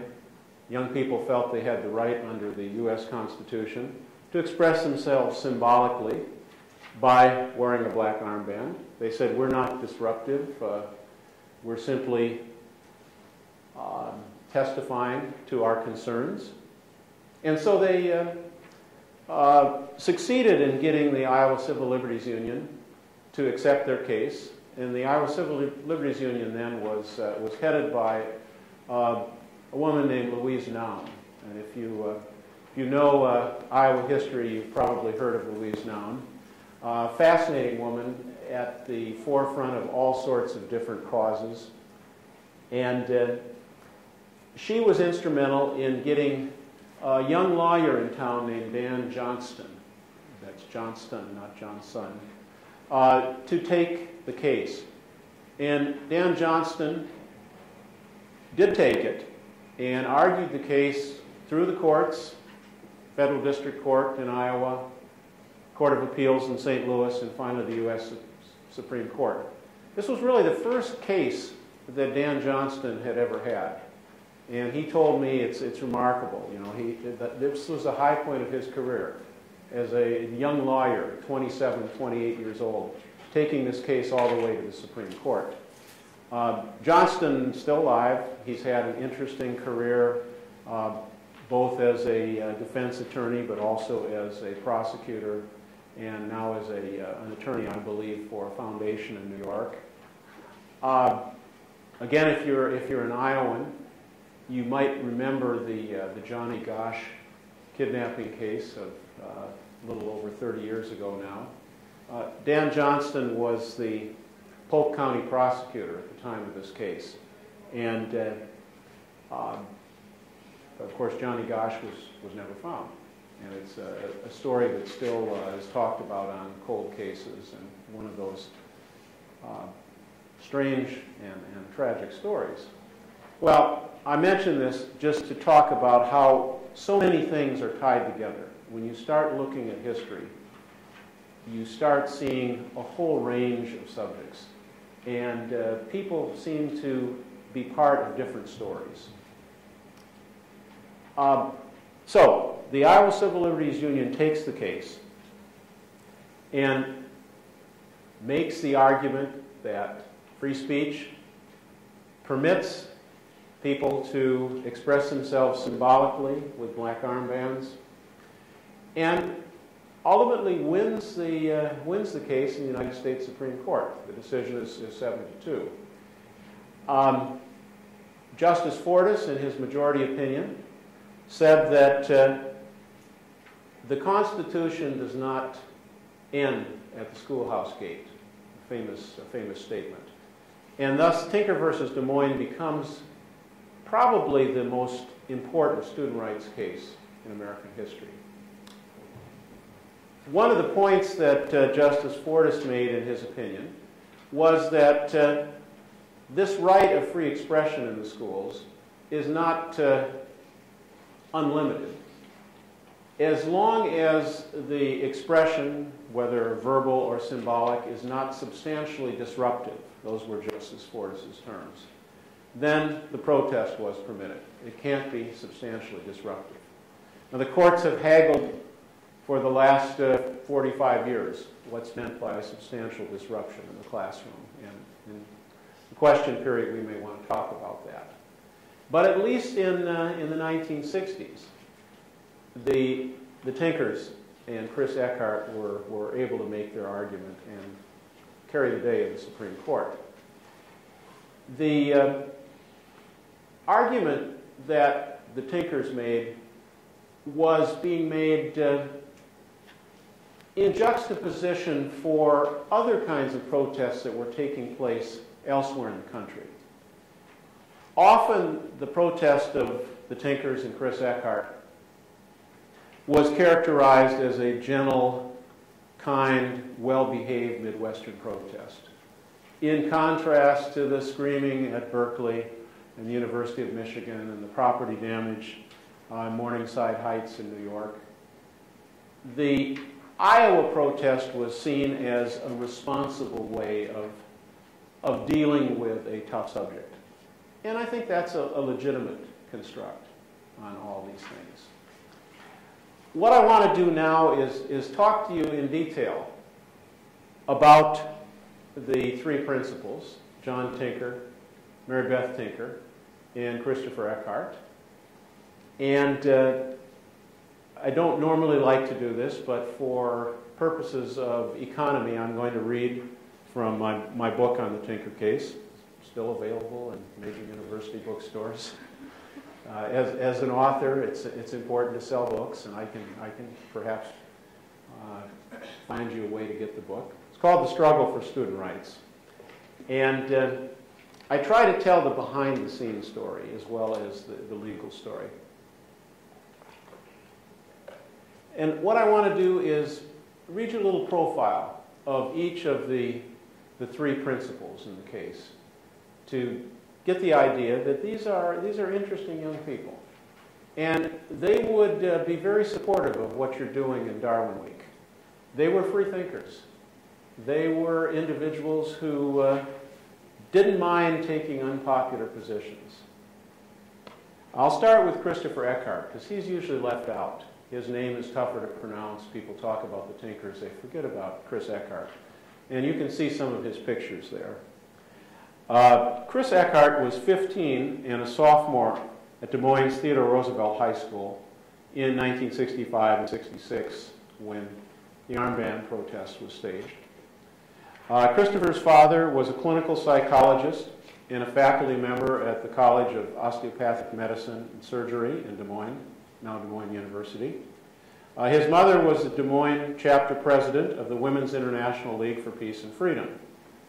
His parents were active in the 1960s in the small Des Moines peace community that included the Tinker family.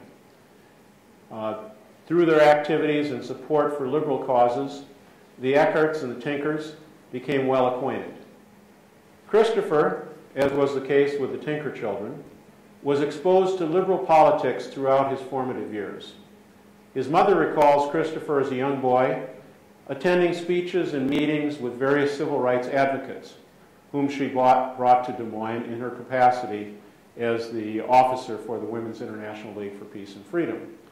Included among the visitors whom Christopher met were the black Georgia politician Julian Bond and John Howard Griffin, the author of Black Like Me. Chris had also accompanied his parents on a number of civil rights marches in the middle 60s.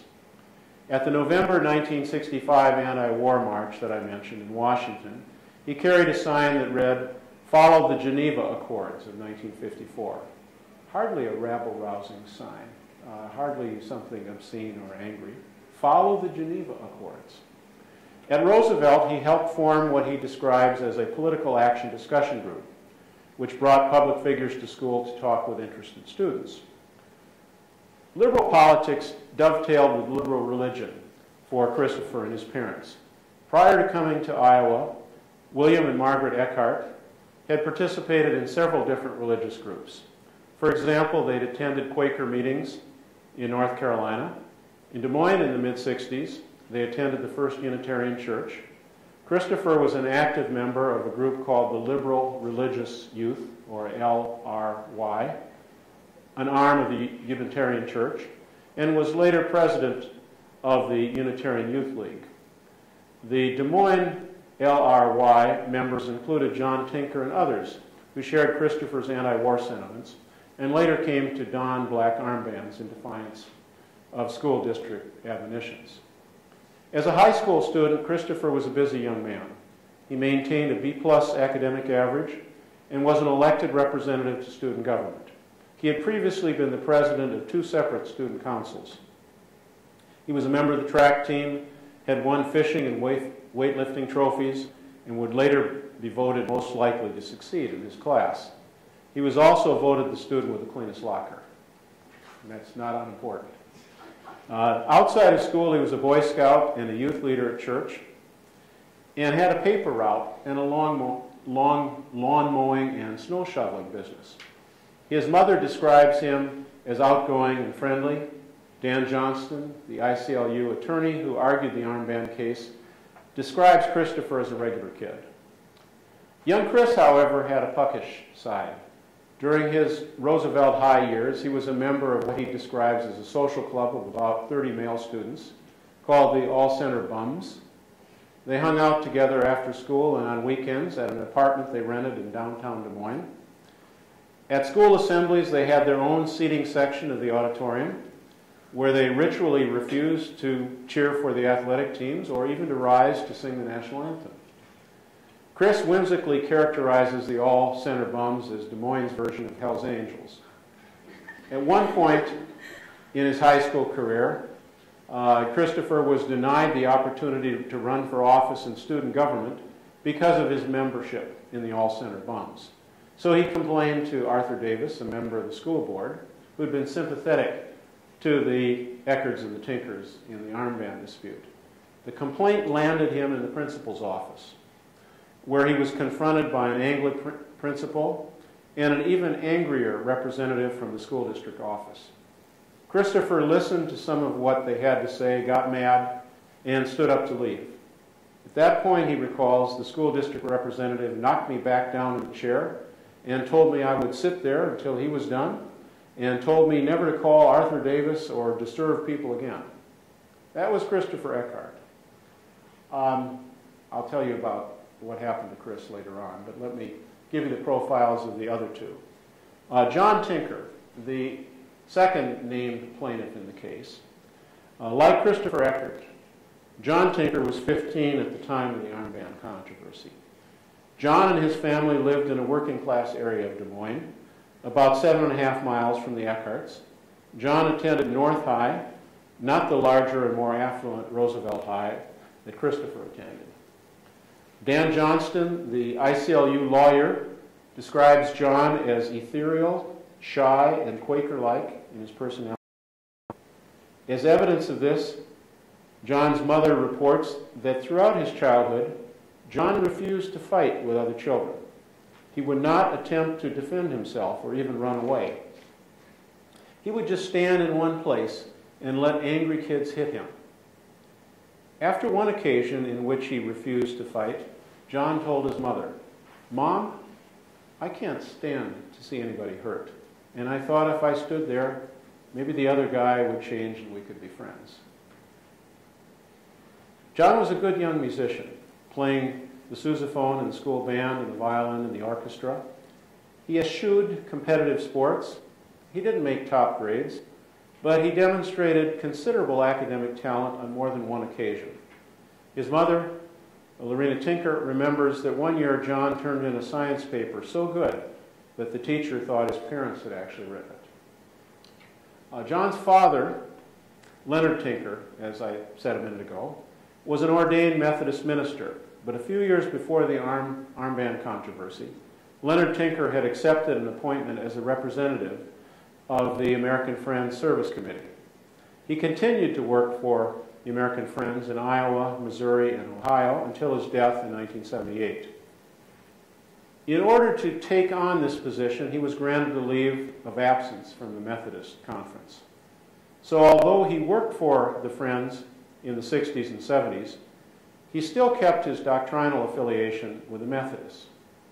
John's mother, Lorena Jean Tinker, was an activist in a number of civil rights groups during the 50s and 60s. While the armband dispute was unfolding, she pursued graduate work in psychology at Iowa State University. She completed her PhD in 1969, the same year that the Supreme Court decision came down in her children's case. From 1953 to 1957, the Tinkers lived in the western Iowa town of Atlantic, where Leonard Tinker served as a Methodist minister. The liberal politics espoused by the Tinkers eventually prompted the Methodist bishop to ask them to leave Atlantic. The precipitating event was the Tinkers' public endorsement of the town's one black family's right to use the city swimming pool. In addition, the tinker's stature in town was not enhanced by Leonard being labeled a pinko in a McCarthyite brochure that circulated through that part of the state. So the tinkers were called, as it's often said, by the Methodist Church to Des Moines. And Leonard Tinker's principal duty in his new posting was to lead a fundraising campaign for a Methodist church building. He was successful, and the Epworth Methodist Church was completed in the early 1960s. During their first 5 years in Des Moines, the Tinkers continued their support of civil rights and other liberal causes. Once again, however, tension over racial matters caused the Tinkers problems with their congregation. Lorena Tinker was criticized for inviting a black public official to speak to her young adult class in the parsonage. In addition, when she encouraged other members of this black family to become active in the church, several people in the congregation were upset and complained that the preacher's wife was flaunting this whole race thing. John Tinker not only believed in his parents' racial principles, he lived them. For his entire 9th grade year, John took a bus across town to attend school in a more racially mixed area of the city. There he occasionally spent the night with the same black family whom the Tinkers had welcomed into their Methodist church. The Tinkers and their children were also active in the anti-Vietnam War movement. Leonard Tinker was a devout pacifist who had received a clerical exemption in World War II. When he visited Japan in the 1950s, he was horrified by the devastation caused by the 2 atomic bombs. So when John and his mother went to the November 1965 anti-Vietnam War March in Washington, they were following in a family tradition. As John put it, our family was surrounded by the anti-war movement. All of the kids were swept up by it. John attended religious services with his family at the Des Moines Valley Friends meeting. However, as indicated, he was also a participant in the LRY, the Liberal Religious Youth arm of the First Unitarian Church of Des Moines. In the LRY, John, Christopher Eckert, and other socially conscious liberal students discussed the issues of the day. Although allied in the armband case and sharing the same general passion for liberal politics, John and Chris were not especially close friends. They attended different high schools, and as Eckhart later recalled, we didn't hang in the same social group. While Eckhart was in student government and occasionally functioned as a gadfly to the school administration, John was quiet and introspective. Prior to December 1965, John had never been suspended. In fact, John had never been in trouble in school until he put on his narrow black armband. Mary Beth Tinker, the third of the named plaintiffs.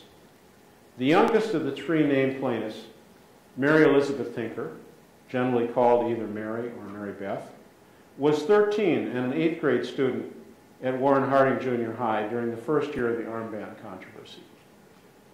Although 2 years younger than Chris and her brother John, Mary Beth has detailed memories of growing up in a family of social activists.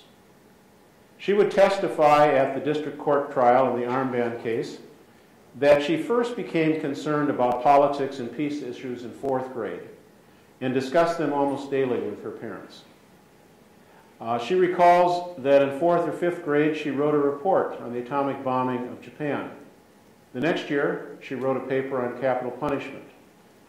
When asked to reminisce about what she enjoyed when she was 13, she mentioned spending the night at the houses of her girlfriends and talking to the wee hours of the morning.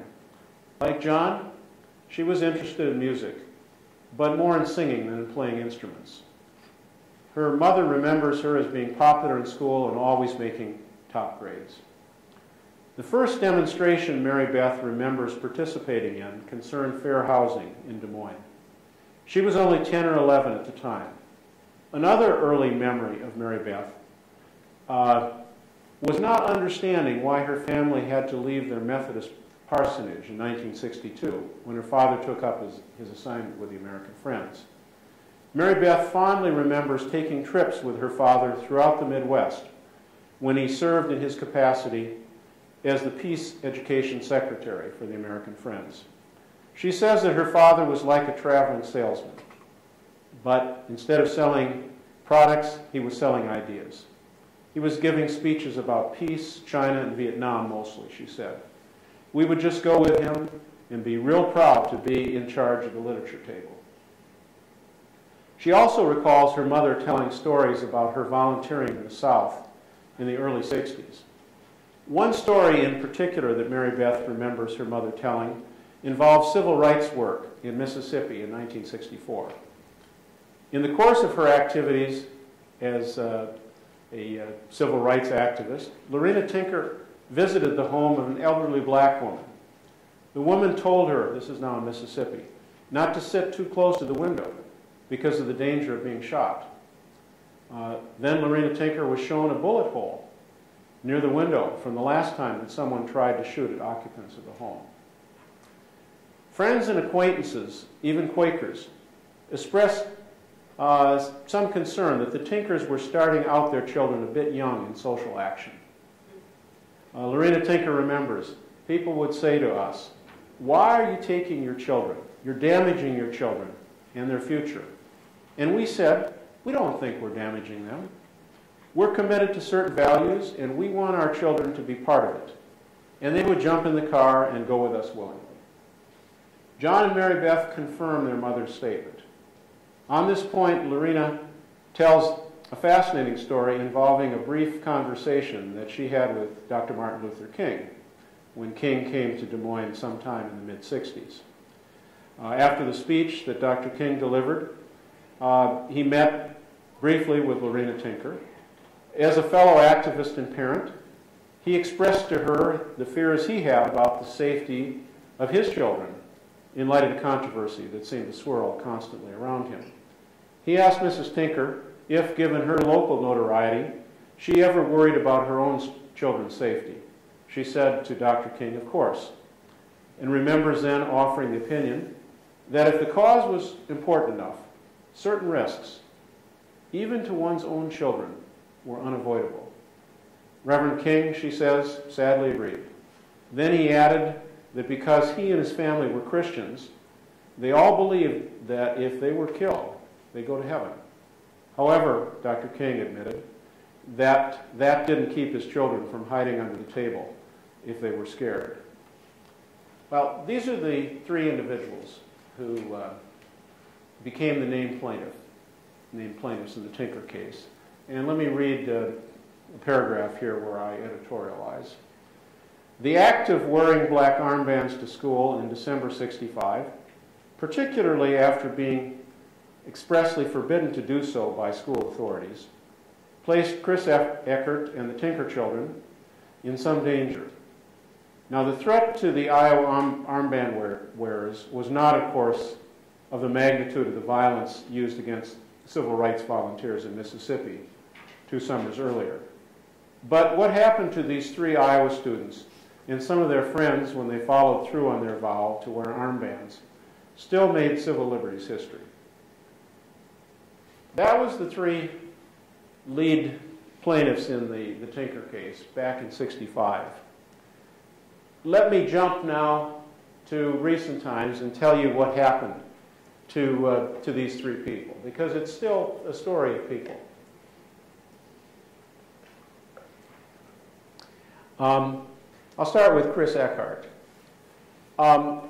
Chris, no surprise, applied for and after some contention received conscientious objector status in Vietnam War. He later became an anti-war organizer. Over the years, he held various jobs, primarily in the corrections field and in social services. It took him 25 years to receive his baccalaureate degree, and he says that he was persistent, if not rapid, and he did finally receive his degree. Chris would come back to Des Moines in the late 70s and run for the school board, the same school board that had booted him out. He would lose the race. I never met Chris, but I talked to him on the phone and corresponded with him. He ran into some trouble late in life, and I don't know all the details, but he went to prison for a scheme, as I understand it, of bilking the elderly in an investment scheme in Florida. And I received a call from someone with a correction system. This was back now maybe 15 years ago, asking if I wanted to correspond with Chris in prison. And I said, sure. But we never did connect. He was released from prison and a couple years ago died at 62. John Tinker also received CO status, conscientious objector status, in the Vietnam War. John Tinker for a time went to the University of Iowa but didn't graduate. He has had many jobs in Iowa. He's lived in many small towns. There's a column circulating about a group that he had called Peace Parts, distributing computers and other business equipment to poor countries in Latin America and elsewhere. John, perhaps the most of these three individuals, embraces the notoriety of being named plaintiff in a famous court case. John has spoken at various scholarly and public sessions. He has a beard, as he says, that comes and goes. Whenever I see him, I'm not sure if he's going to have the beard or not. He's a quiet man, very, very kind, and an interesting guy to talk with. Very strongly anti-nuclear power, but a continued activist. Mary Beth Tinker didn't care for the notoriety. And one thing she saw in all of this, as she put it when I talked to her, is that there was something wrong with the education system in this country. And she ran away from it for much of her life. And she became a piano tuner. She felt that she wanted to have a skill, something she could do with her hands. Later, though, she would follow a passion to become a nurse and would go to college, graduate and become a registered nurse, and would serve much of her career in and around St. Louis. And she would retire a year or so ago. I think of these people as the kids, the Tinker kids, but actually they're all in their 60s now. They're almost as old as I am. But they've lived interesting lives, and they continue to, at least the Tinkers, continue to be active and continue to sort of walk the walk as well as talk the talk. And as I was saying earlier, they would fit the mold of free thinkers, different ways.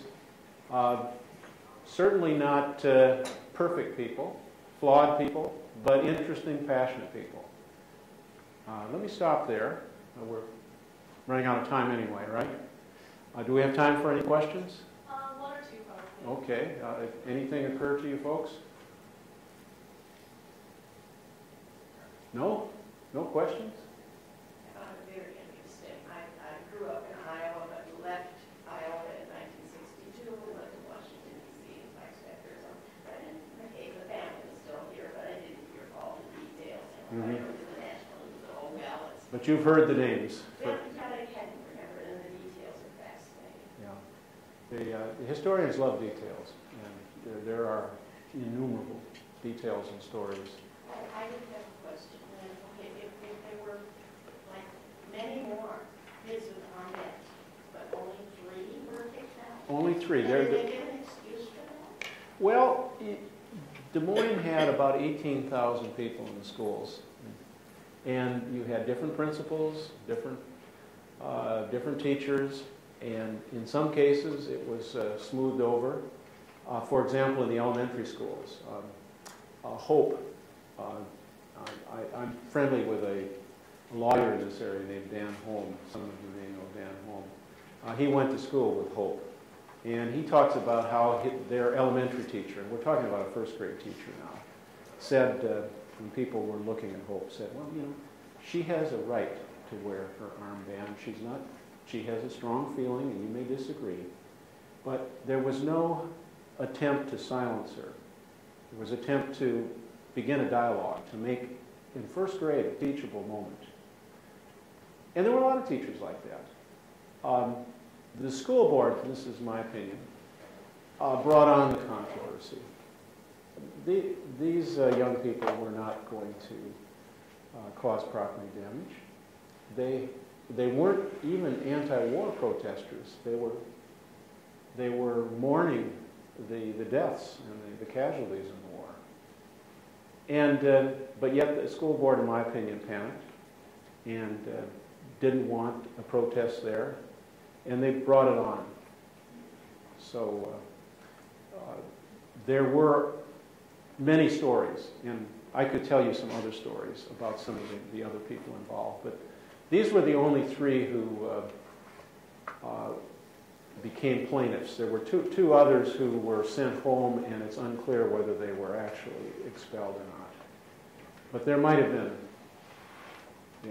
2-3 dozen people who wore armbands. We just don't know. Since writing the book, I've talked to people who said, well, you didn't talk about me. You didn't talk about my story. And I didn't. There were just lots of stories. But they weren't in the lawsuit, right? No, they weren't. Yeah, well, that makes it And Dan Johnston asked if others wanted to participate, but only the two Tinkers and Chris Eckhart and their families stepped forward. All right, let's have another round of applause for Montreal. Next speaker is Allison Martens, speaking in just a few minutes, so you'll probably want to stick around for that. Good. Thank you. Thank you. And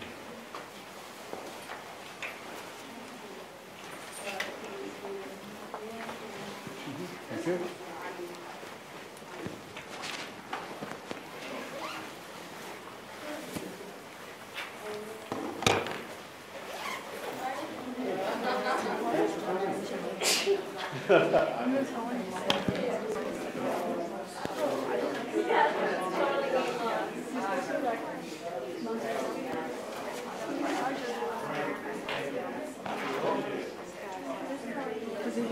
He's scheduled for Darwin.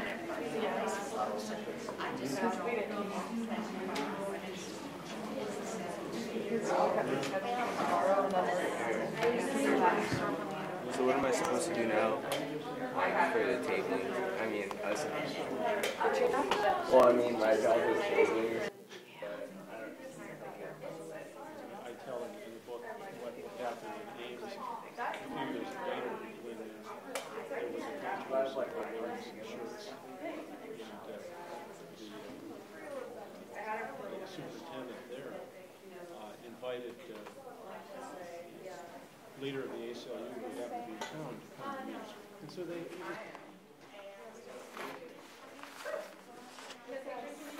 As long as it's okay with my son. Not everything. I want to be yeah. I usually go from this corner over here. Make sure you see your thumb in front of the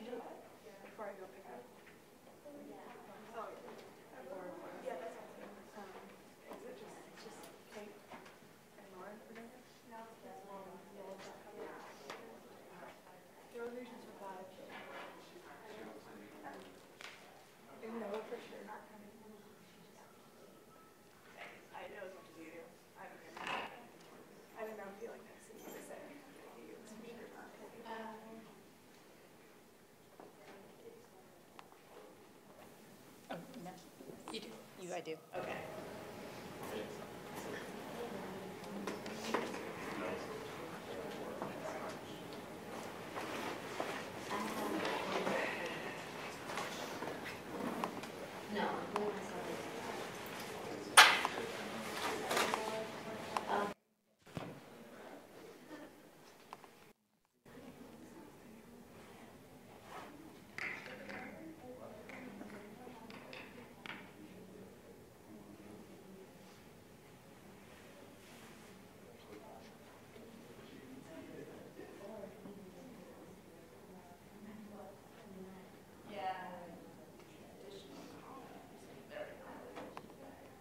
That'll.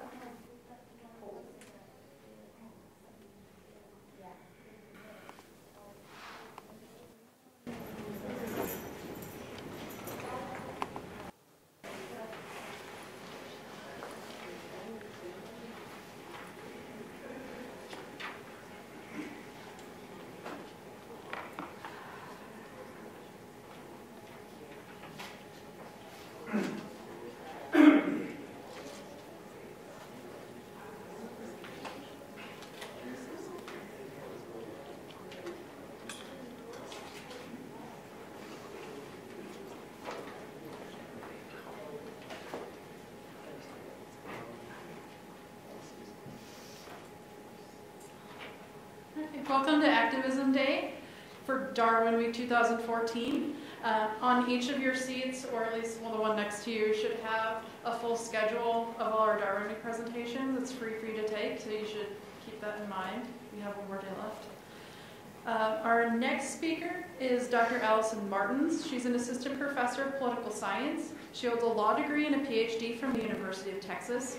She joined the UNI faculty in 2012 and teaches courses on American politics, women in politics, the American founding, and law and politics. Her talk today is entitled Women's Political Activism, Sisters in Solidarity. So if you'd all join me in welcoming Dr. Allison Martens. It is great to be here with you.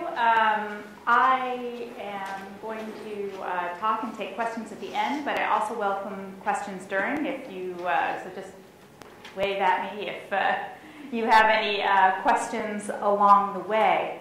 My talk today is entitled Women's Political Activism, Sisters in Solidarity, and I don't have a nice little projection here of it, but it ends with a question mark. So why the question mark? I've posed my topic as a question in order to inquire into whether we can even meaningfully study women's political activism. And by that I mean is women's political activism, or for that matter, any kind of social or political phenomena that affect women as women, really something we can possibly study. And beyond a shared sex or gender characteristic, do or can women experience in, benefit from, or participate in political activism in the same way? Feminists have cautioned us not to essentialize women. In other words, to consider women all of a single group or set of interests. Treating women as if they are all similarly situated, socially, materially, economically, ideologically. And intersectionality scholars like Kimberly Crenshaw, Iris Marion Young, the late Iris Marion Young, and others, have reminded us that we all have intersecting dimensions of identity. So in other words, we're not just women or men or whites or blacks, but we are many things that all intersect together. And that intersectionality means that even marginalized groups, or groups that we perceive to be marginalized, like women, will have certain dispossessed subgroups within that overarching group that will experience different kinds of discrimination and may have different needs from sort of these large umbrella type identities that we share. Actually, what's interesting is research that's been done more recently on, well, what do we do about the gay black man, the poor woman, the disabled immigrant. And that's even keeping things simplistic and only talking about two intersecting axes of identity in those particular examples.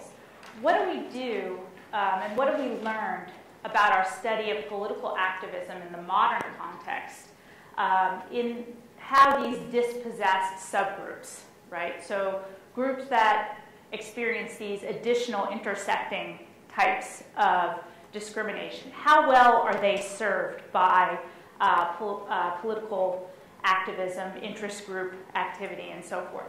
And generally, the research that's been done has suggested that for these dispossessed subgroups, that even the interest groups that ostensibly represent them often marginalize their interests and their needs. So, for instance, the National Organization for Women does now provide sufficient representation for poor women or African American women? Frequently, no. Does the NAACP adequately represent the interests of the gay black man? Frequently, no. So that research suggests that we need to look deeper than just umbrella categories when we talk about how political activism occurs, how it structures political change in our system. What I want to do is look today at one of the most durable and important sort of axes of discrimination or difference, and that's class. And class has had a profound impact on how it organizes political activism historically in the United States. So what I want to go do is kind of go back in time to present a very interesting organization that formed in the early 20th century called the Women's Trade Union League. And the WTUL, or the Trade Union League, I'll probably throw out different references for it because Women's Trade Union League is a mouthful to say over and over again. This was a unique and groundbreaking organization formed in 1903 with the purpose of organizing working women into trade unions. And that was the goal. But what made this organization unique and groundbreaking was that its formation was based on an alliance between working class women and middle class and upper class women that would serve as, and so named, allies of the working class women in order to help promote trade union organizing of women at the turn of the century. What's interesting about this organization is that, at least as its stated goal, was that these middle class and upper class women would be partners, not patrons, of the working class women in which they would work together.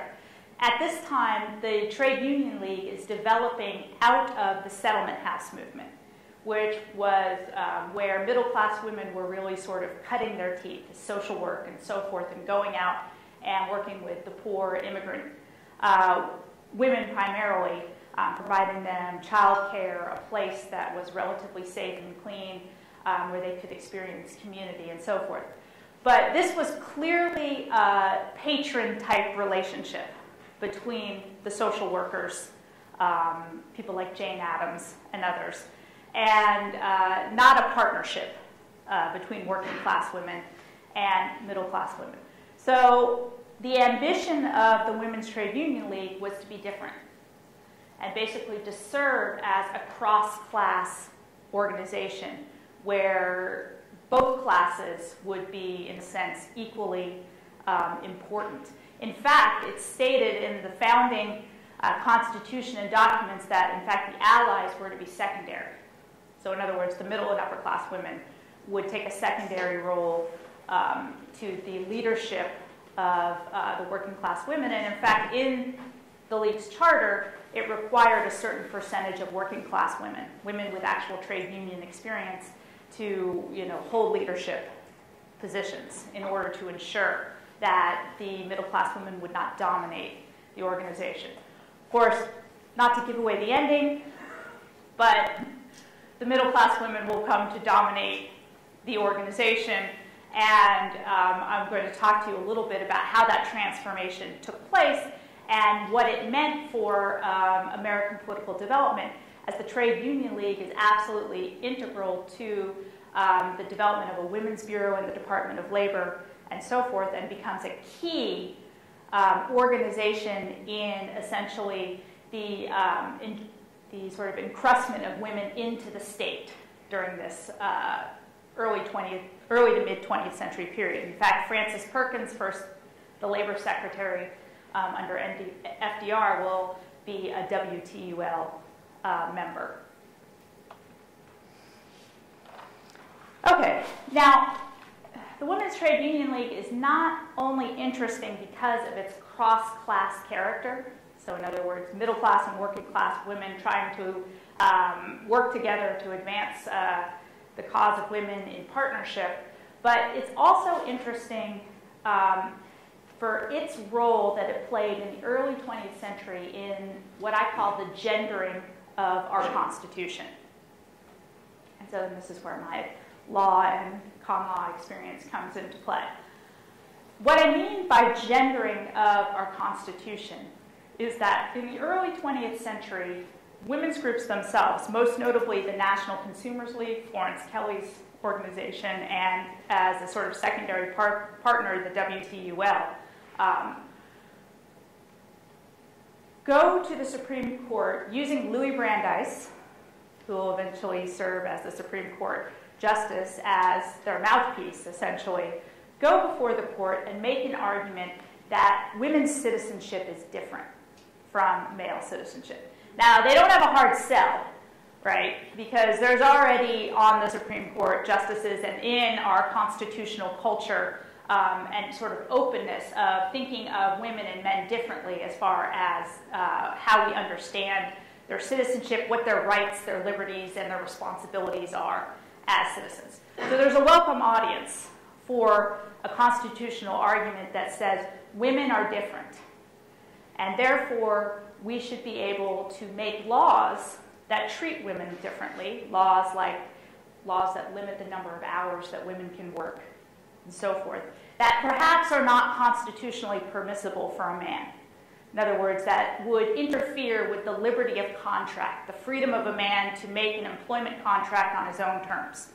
And that was a liberty that was near and dear to the Supreme Court in the early 20th century.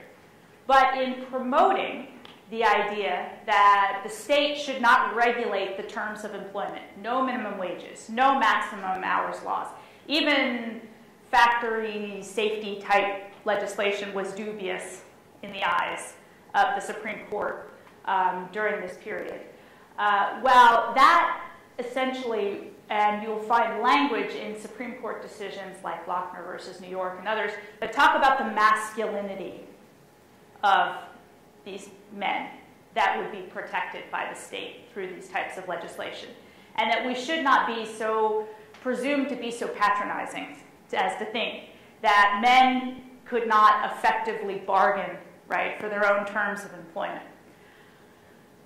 That kind of language is the opening through which the women's movement is going to step through to try and win protective labor legislation for women as a sort of entering wedge. But what it's going to have to do is say, well, yes, justices, men are masculine and strong and independent, but women are not. And in fact, women have an important civic responsibility as, quote unquote, mothers of the race.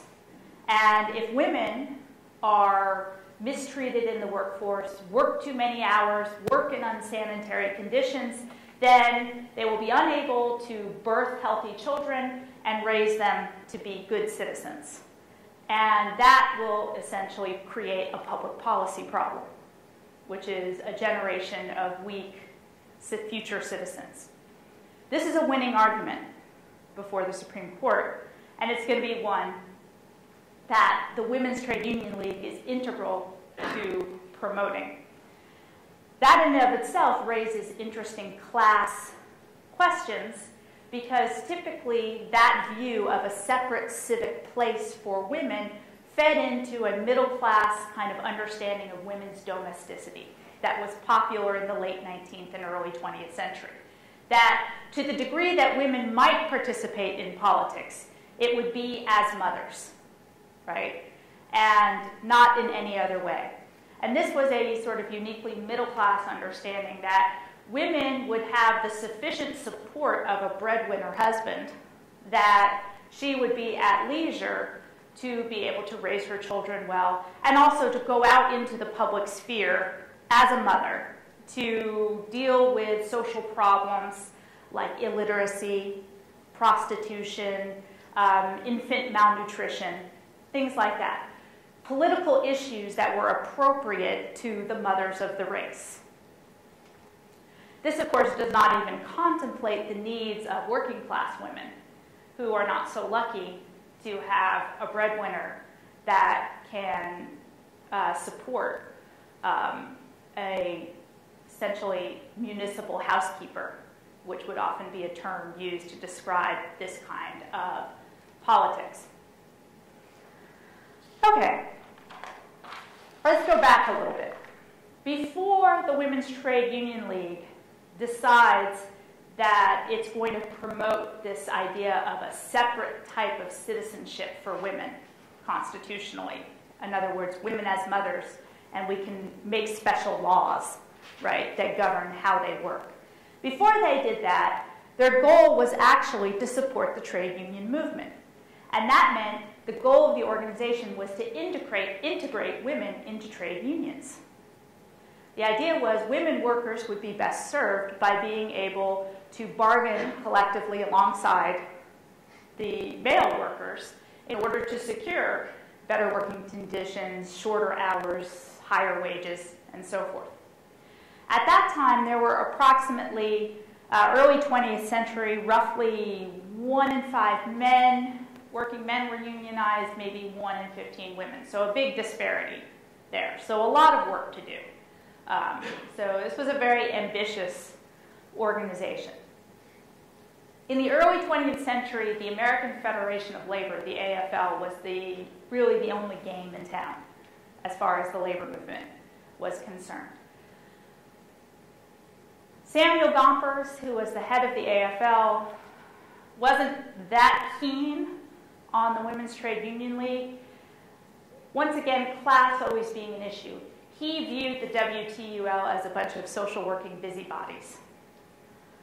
He did not trust that this was a working class organization. And he believed it was just filled with a lot of dilettante women who were secret socialists. And he didn't want really anything to do with them. But generally, there were so many women out there that he was forced at least to superficially extend an olive branch. So in the early years of the organization, it focused on mostly training women workers, women who had worked, to be union organizers. One of the biggest problems or barriers to organizing women into trade unions was this cult of domesticity, which was this idea that women only worked for pin money. That was the myth, right? That women worked for secondary salaries, just a little bit extra, right, to help with the household. Either women worked before they got married and then quit when they did get married, or if they were married, they were working just to supplement their husband's income, not to help to keep the household fully afloat. They were not equals.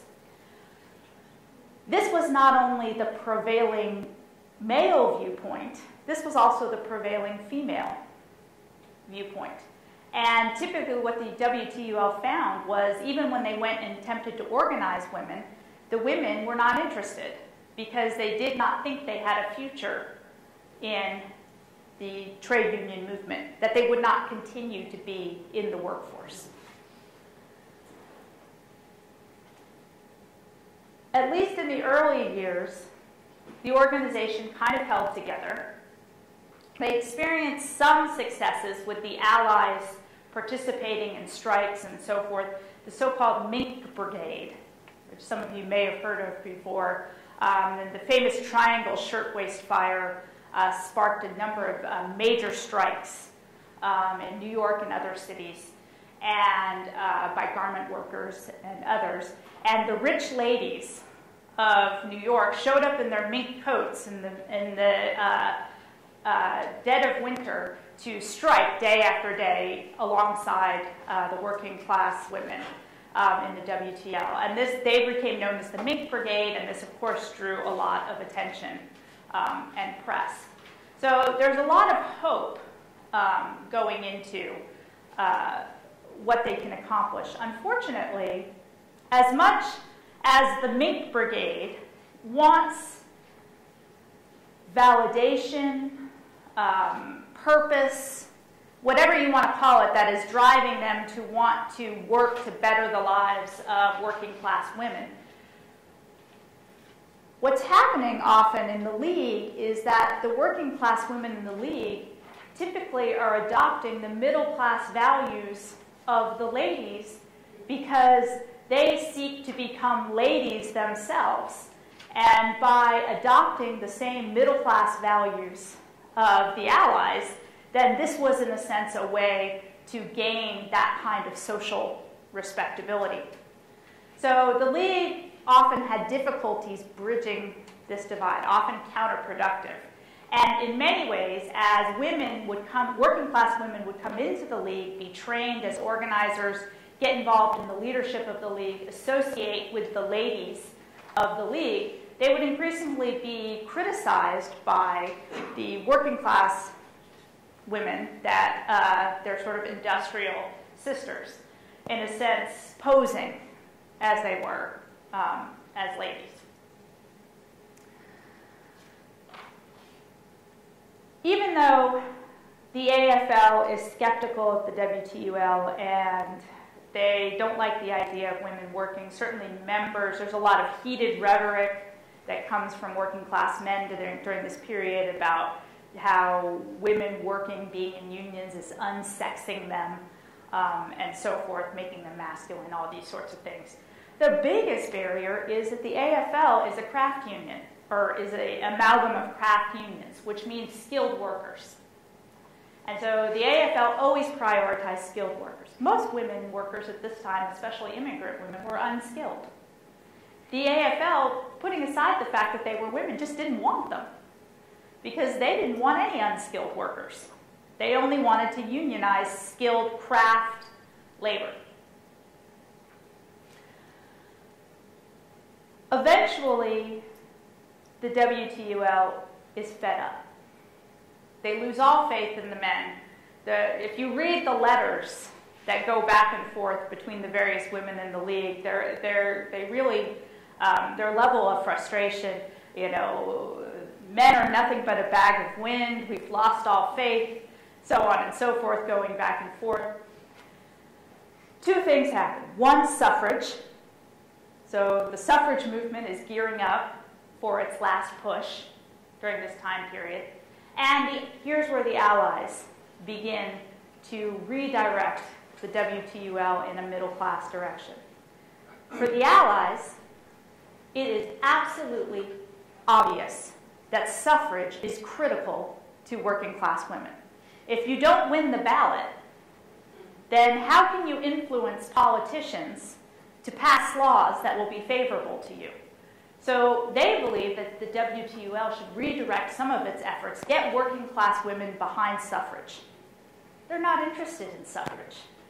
Suffrage, as one working-class woman put it to WTUL organizers, was starting at the wrong end, right? The vote was not meaningful or useful to women who could barely keep it together and couldn't even earn a livable wage. Union organizing was the key to success. Unless they got into the unions, the ballot was worthless. Middle-class women in the League could not understand that perspective, and that is one of the key places where the League really starts to diverge. Some of the working-class women that had become prominent in League leadership left for the suffrage movement and were in many cases never forgiven by some of their industrial sisters. This was considered a betrayal.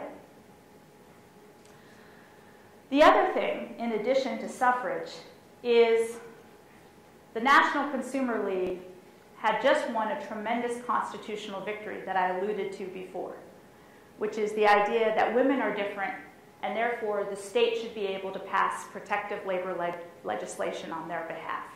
So in Muller versus Oregon in 1908, the court says, yes, Oregon, you can limit the number of hours that women work in order to protect them, even though you can't do that for men. The trade union league women, the allies, the middle class women in the organization say, this is it. We're going to become a legislative pressure group. We're going to go around the country and lobby state legislatures for protective labor legislation laws.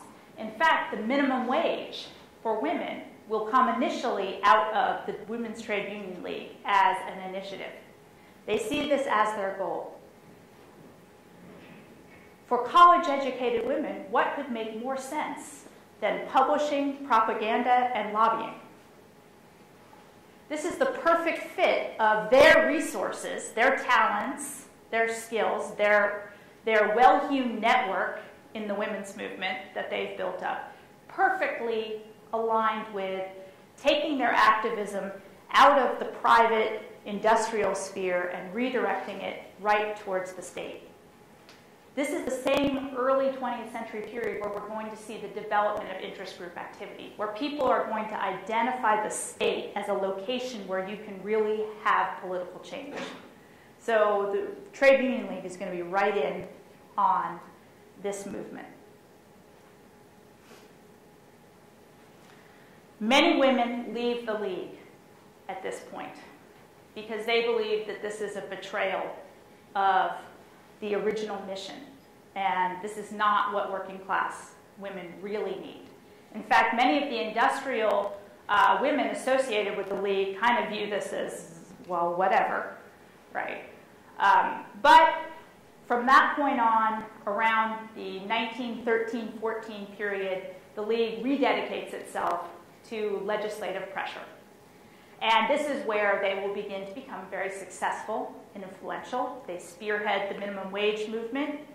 They are responsible for the Women's Bureau in the Labor Department, which is developed in part as a response to World War I. At this point, the Women's Trade Union League has essentially left. Samuel Gompers has pretty much kicked them out. As soon as he got wind of minimum wage, he wanted no part of the meddling social workers in the WTUL.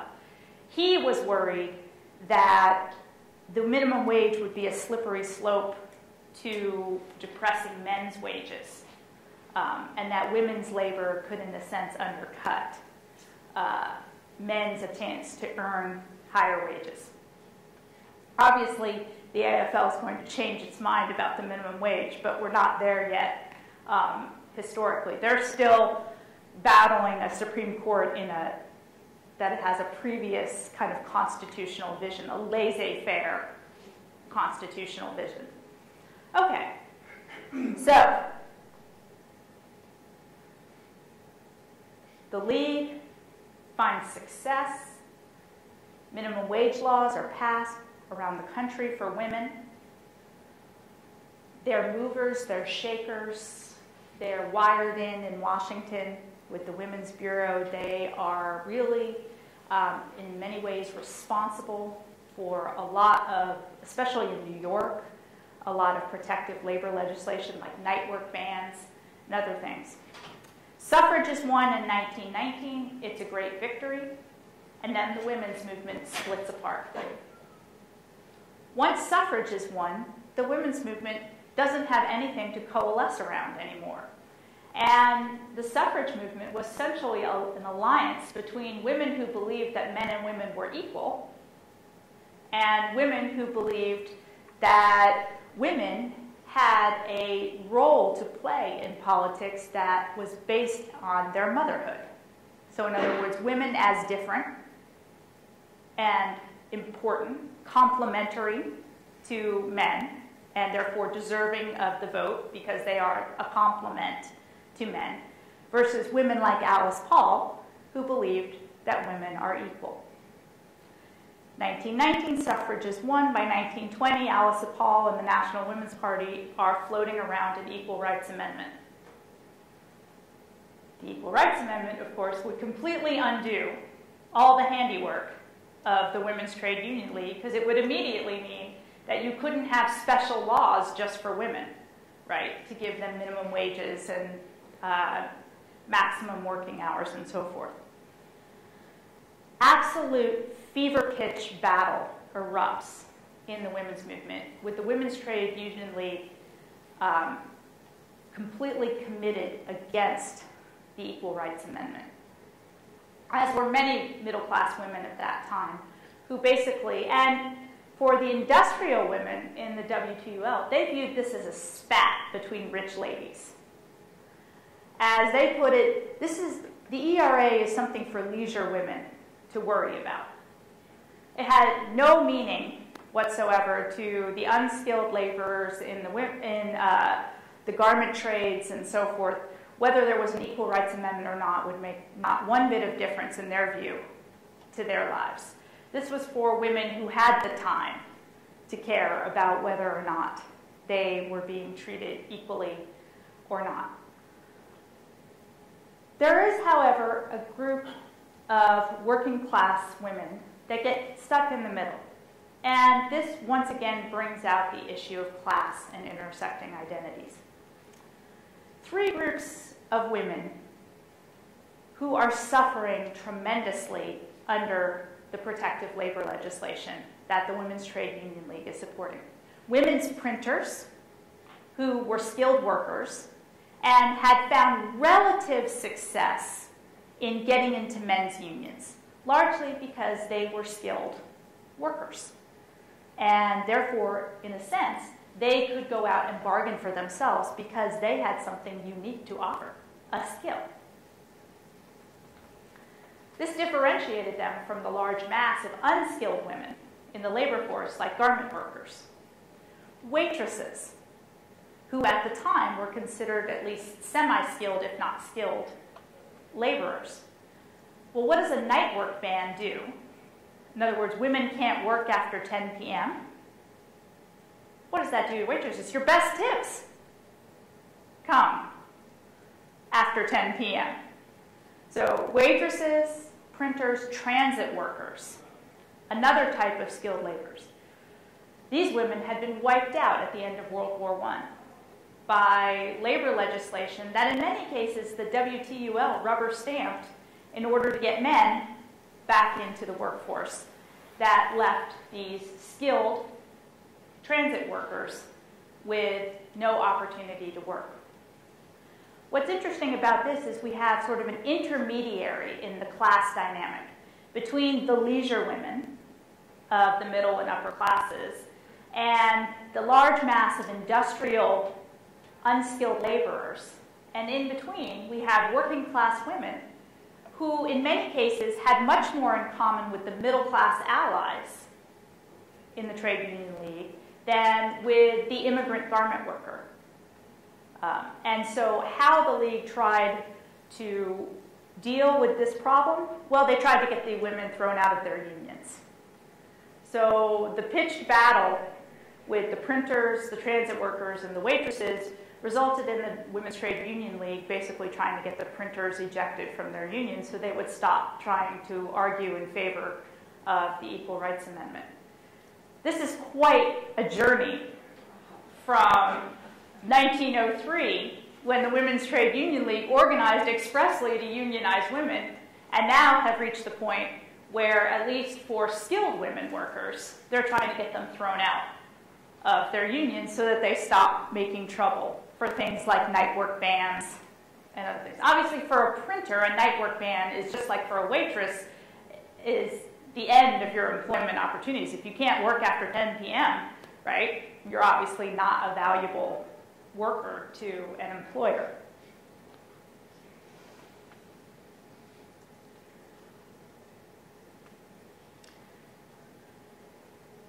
By the time the New Deal rolls around, the Supreme Court finally gets with the times and decides that we're no longer going to live under the old constitutional regime where you couldn't have minimum wage laws and you couldn't have maximum hours laws because those were affronts to people's liberties. No, by the 1930s, the Supreme Court is going to do an about-face. They're going to say, there is no such thing as a freedom of contract. In other words, there's nothing in the Constitution that says people must have a liberty to bargain on whatever terms they want for an employment contract. The idea that there is this bargaining between employer and employee is completely illusory anyways, right? Especially in the industrial context, at least so says the Supreme Court.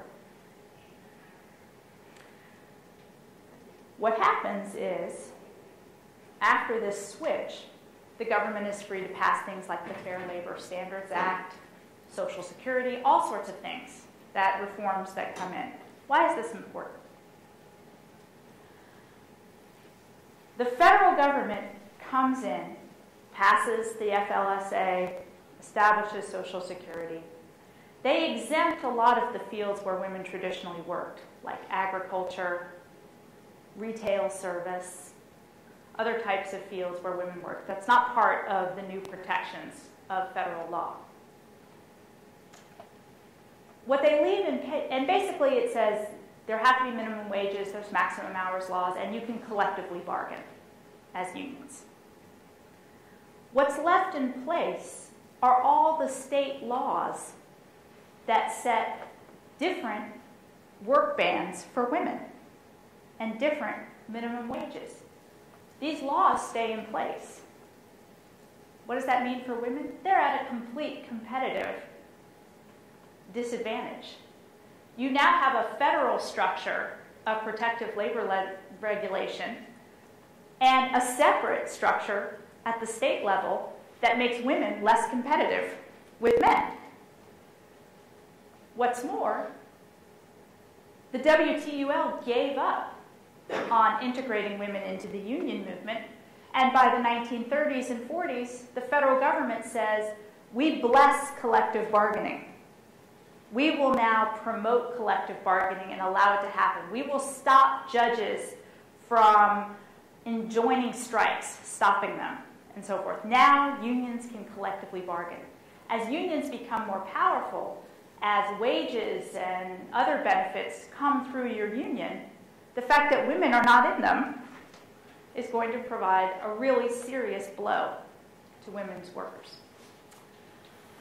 What's more, because we have accepted, and the women's movement itself has accepted the idea that women aren't really workers, they're mothers that might incidentally work. Do you get Social Security benefits for being a housewife? No. Somewhat by their own design, obviously not intentional by the NCL or the Women's Trade Union League or anything else, but they've crafted a constitutional narrative that has completely excluded them from the New Deal revolution in basically workers' rights. This is one of the cruel kind of and poignant ironies of groups like the Women's Trade Union League. And to be fair to them, they didn't have much of a choice in the sense that what they were doing when they were attempting to unionize working women was really a task that was too big for them, that they really were working against a stacked deck. So kind of transforming into a middle-class women's movement organization, you know, is not necessarily something they can be faulted for, but unfortunately will have these unforeseen consequences that will basically leave working-class women excluded from the sort of, in a sense, triumph of the union movement that is the constitutional transformation in the 1930s. So this story really is a story of how class, in a way, structured political activism at this critical moment of constitutional transformation. And for middle-class women, separating citizenship between men and women served very useful purposes. And in many cases was highly benign, if not desirable, because it really did provide middle-class women a way into the state, right? A vehicle by which they could participate in politics, a vehicle by which they could win the vote, a vehicle by which they could lobby and form interest groups and create a women's bureau inside the Department of Labor and so forth. What's unclear is whether or not it was at all useful for working class women, and generally, not so much.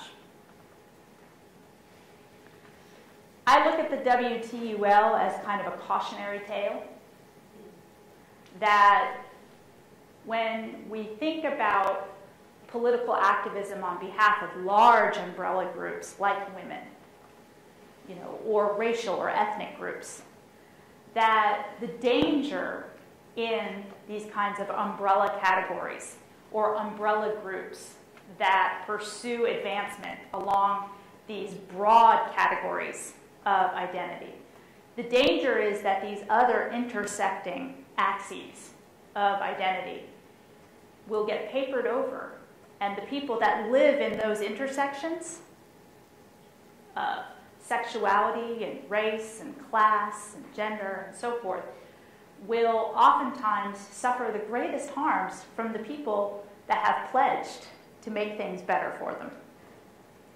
Okay, I'm happy to take some questions. Hopefully I didn't rattle on too long. So if anybody has any questions or comments.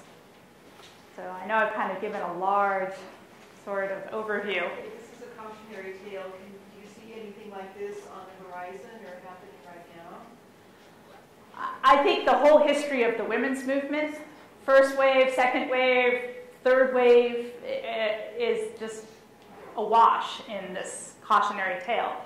And sometimes there are problems that you can identify, but you can't really see a solution to them, because the umbrella type categorization has negative consequences, and yet it also enables activism and people to build these bridges. So, should we not pursue reform as women, right, as a large group? I'm not sure I'm ready to go that far, from this cautionary tale. I think from what you've said and past and current examples of this happening, for me, it's not that women as women should pursue our collective interests, because there are things that we all do share, we have in common, but I think the problem is I think the solution to this problem is it always coming from the bottom up, in terms of who's doing the leadership. It's the most marginalized within that group. And not only is it the most marginalized within that group doing that, but you also have to deconstruct these ideologies that are prevalent from people of dominant classes. Because you were talking about how you had working class women taking on bourgeois ways of thinking and whatever, and doing an ideology. So you have to deconstruct that, and you have to have the people with the least amount of privilege leading that, if you're going to go that route. Well, definitely the WTUL, at least in its earliest ambition, was supposed to be sort of like a bottom-up organization. Bottom-up with a helping hand from people who were supposed to be partners, not patrons, but over time, the partners become patrons.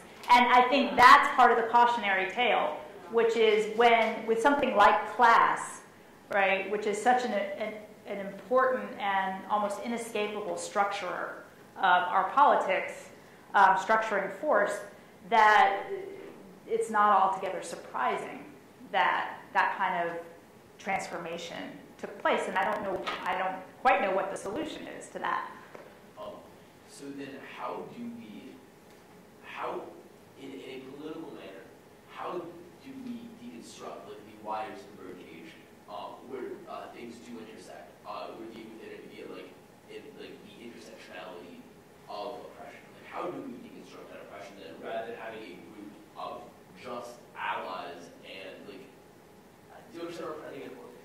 Yeah, I do. I mean, and really, all movements are subject to this. Look even, at gay rights, which is the class domination, in the gay rights movement is readily apparent, even, just in the kind of, values pursued and promoted. So, it really seems endemic to all sort of social movement activity. But how do we see commonality whilst remaining sensitive to difference? I think people being aware not to speak in sort of blanket generalities. All women would support this. All gay people surely are for same-sex marriage. Different ways of kind of looking at just being aware of that. Awareness really is just the first step. But to me, class always seems to be the biggest barrier to overcome, because how do you, the haves and the have-nots in between, in any group, how do you overcome just the power disparity there? And that's a tough one. I don't think I initially thought this, but who lobbied for the WTUL, initially? Well, the formation of the WTUL was mainly the brainchild of William English Walling and Jane Addams. Jane Addams might be a familiar name, obviously, from the Settlement House woman. And Walling was a white millionaire who also was integral in the formation of the NAACP, which will form shortly after the WTUL. And so he was essentially looking for ways to extend the settlement movement into more useful directions. So in other words, as a patron, he had an interest in how can we continue to serve the interests of working women that goes beyond just giving them food and comfort and babysitting. How do we move to that next step? And so, but once again, here's the class dynamic in place. The initial formation is really the brainchild of the patrons, right? Not necessarily industrial women saying, going to the patrons and saying, can you give us a helping hand in getting this project off the ground?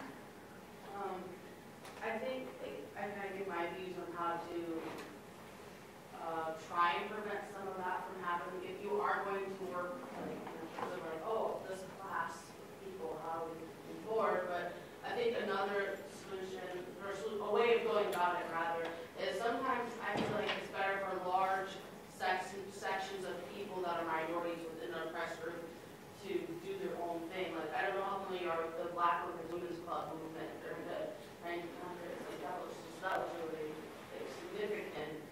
And that was important for them as women, but also for the Black community as a whole. And I think of, say, these white middle class women, what they've been able to, I don't know. Sometimes I think you can't depend on people with more privilege in this or that area to get it. So you also need to, if they do, then that's great, work together. But if not, you need to start your own stuff. Well, of course, the Black women's clubs also had their own issues of class that they kind of raised, and frequently there were kind of sometimes alliances there between the clubs of the sort of educated suffrage idea, which so nothing's perfect, as a vehicle for trying to deal with this problem.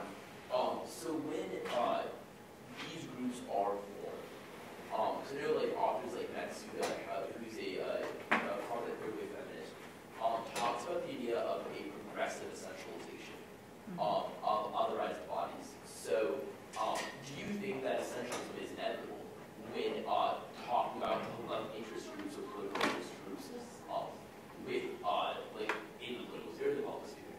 I think the urge to essentialize is pretty hard to resist, because by essentializing people, in other words, kind of simplifying them into these categories, it makes it easier to propel change. And the problem is that by making it easier to propel change, sometimes that change isn't always perfectly crafted, right? You've got kind of the schema, the model person, and then not everybody fits, right? The model person that's being benefited. But I don't know how you avoid essentializing. Completely. I mean, all I was just going to say is, to me, this is like a case of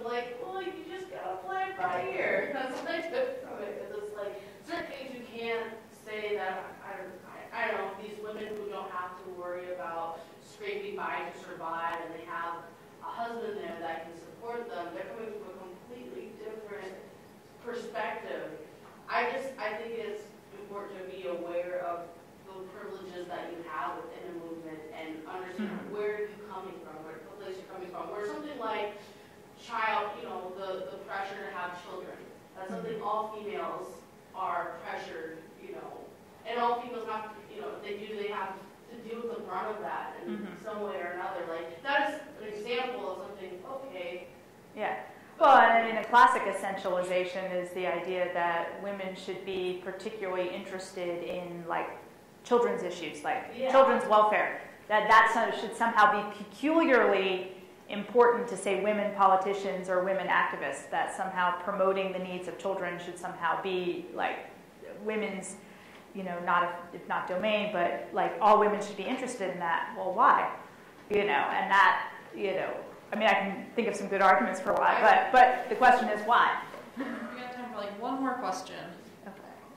Yeah, I kept wondering about what you're talking about with the middle class women doing a lot of stuff, and thinking how hard it was just to keep house in those days. And to work in the factory, the government workers were not around. When would they have done it by themselves? Well, right, and one of the biggest barriers to unionization, successful unionization of women, was women couldn't go to the meetings. Like, the union meetings would be at night, and they'd be home doing the housework and taking care of the babies, because not only did they work, but they also had all the household responsibilities that men didn't have. So without the intervention of the Allies, it's not clear that much would have happened, at least at that time period. But, like anything, it's a double-edged sword. So. Okay. Well, if you'd all please join us in thanking Dr. Martens again for coming to speak with us today. If you have any feedback on the speakers, there's an online form available at the UNI Freethinkers and Inquirers Facebook page, as well as on the Darwin Week 2014 event on the Darwin Week page. We'd also like to invite you to come see our keynote speaker tonight is Nate Phelps. He's one of the middle children of Fred Phelps, who's the founder of the Westboro Baptist Church. He basically escaped from his family on his 18th birthday and became an LGBT activist, basically the exact opposite of what his family was continuing to do. So it should be a really interesting talk. We'd all like to see you come back for that. And at 7 o'clock tonight in this room. Yeah. And then there's also a full schedule tomorrow starting at 12:30. And we'd all like to see you come back.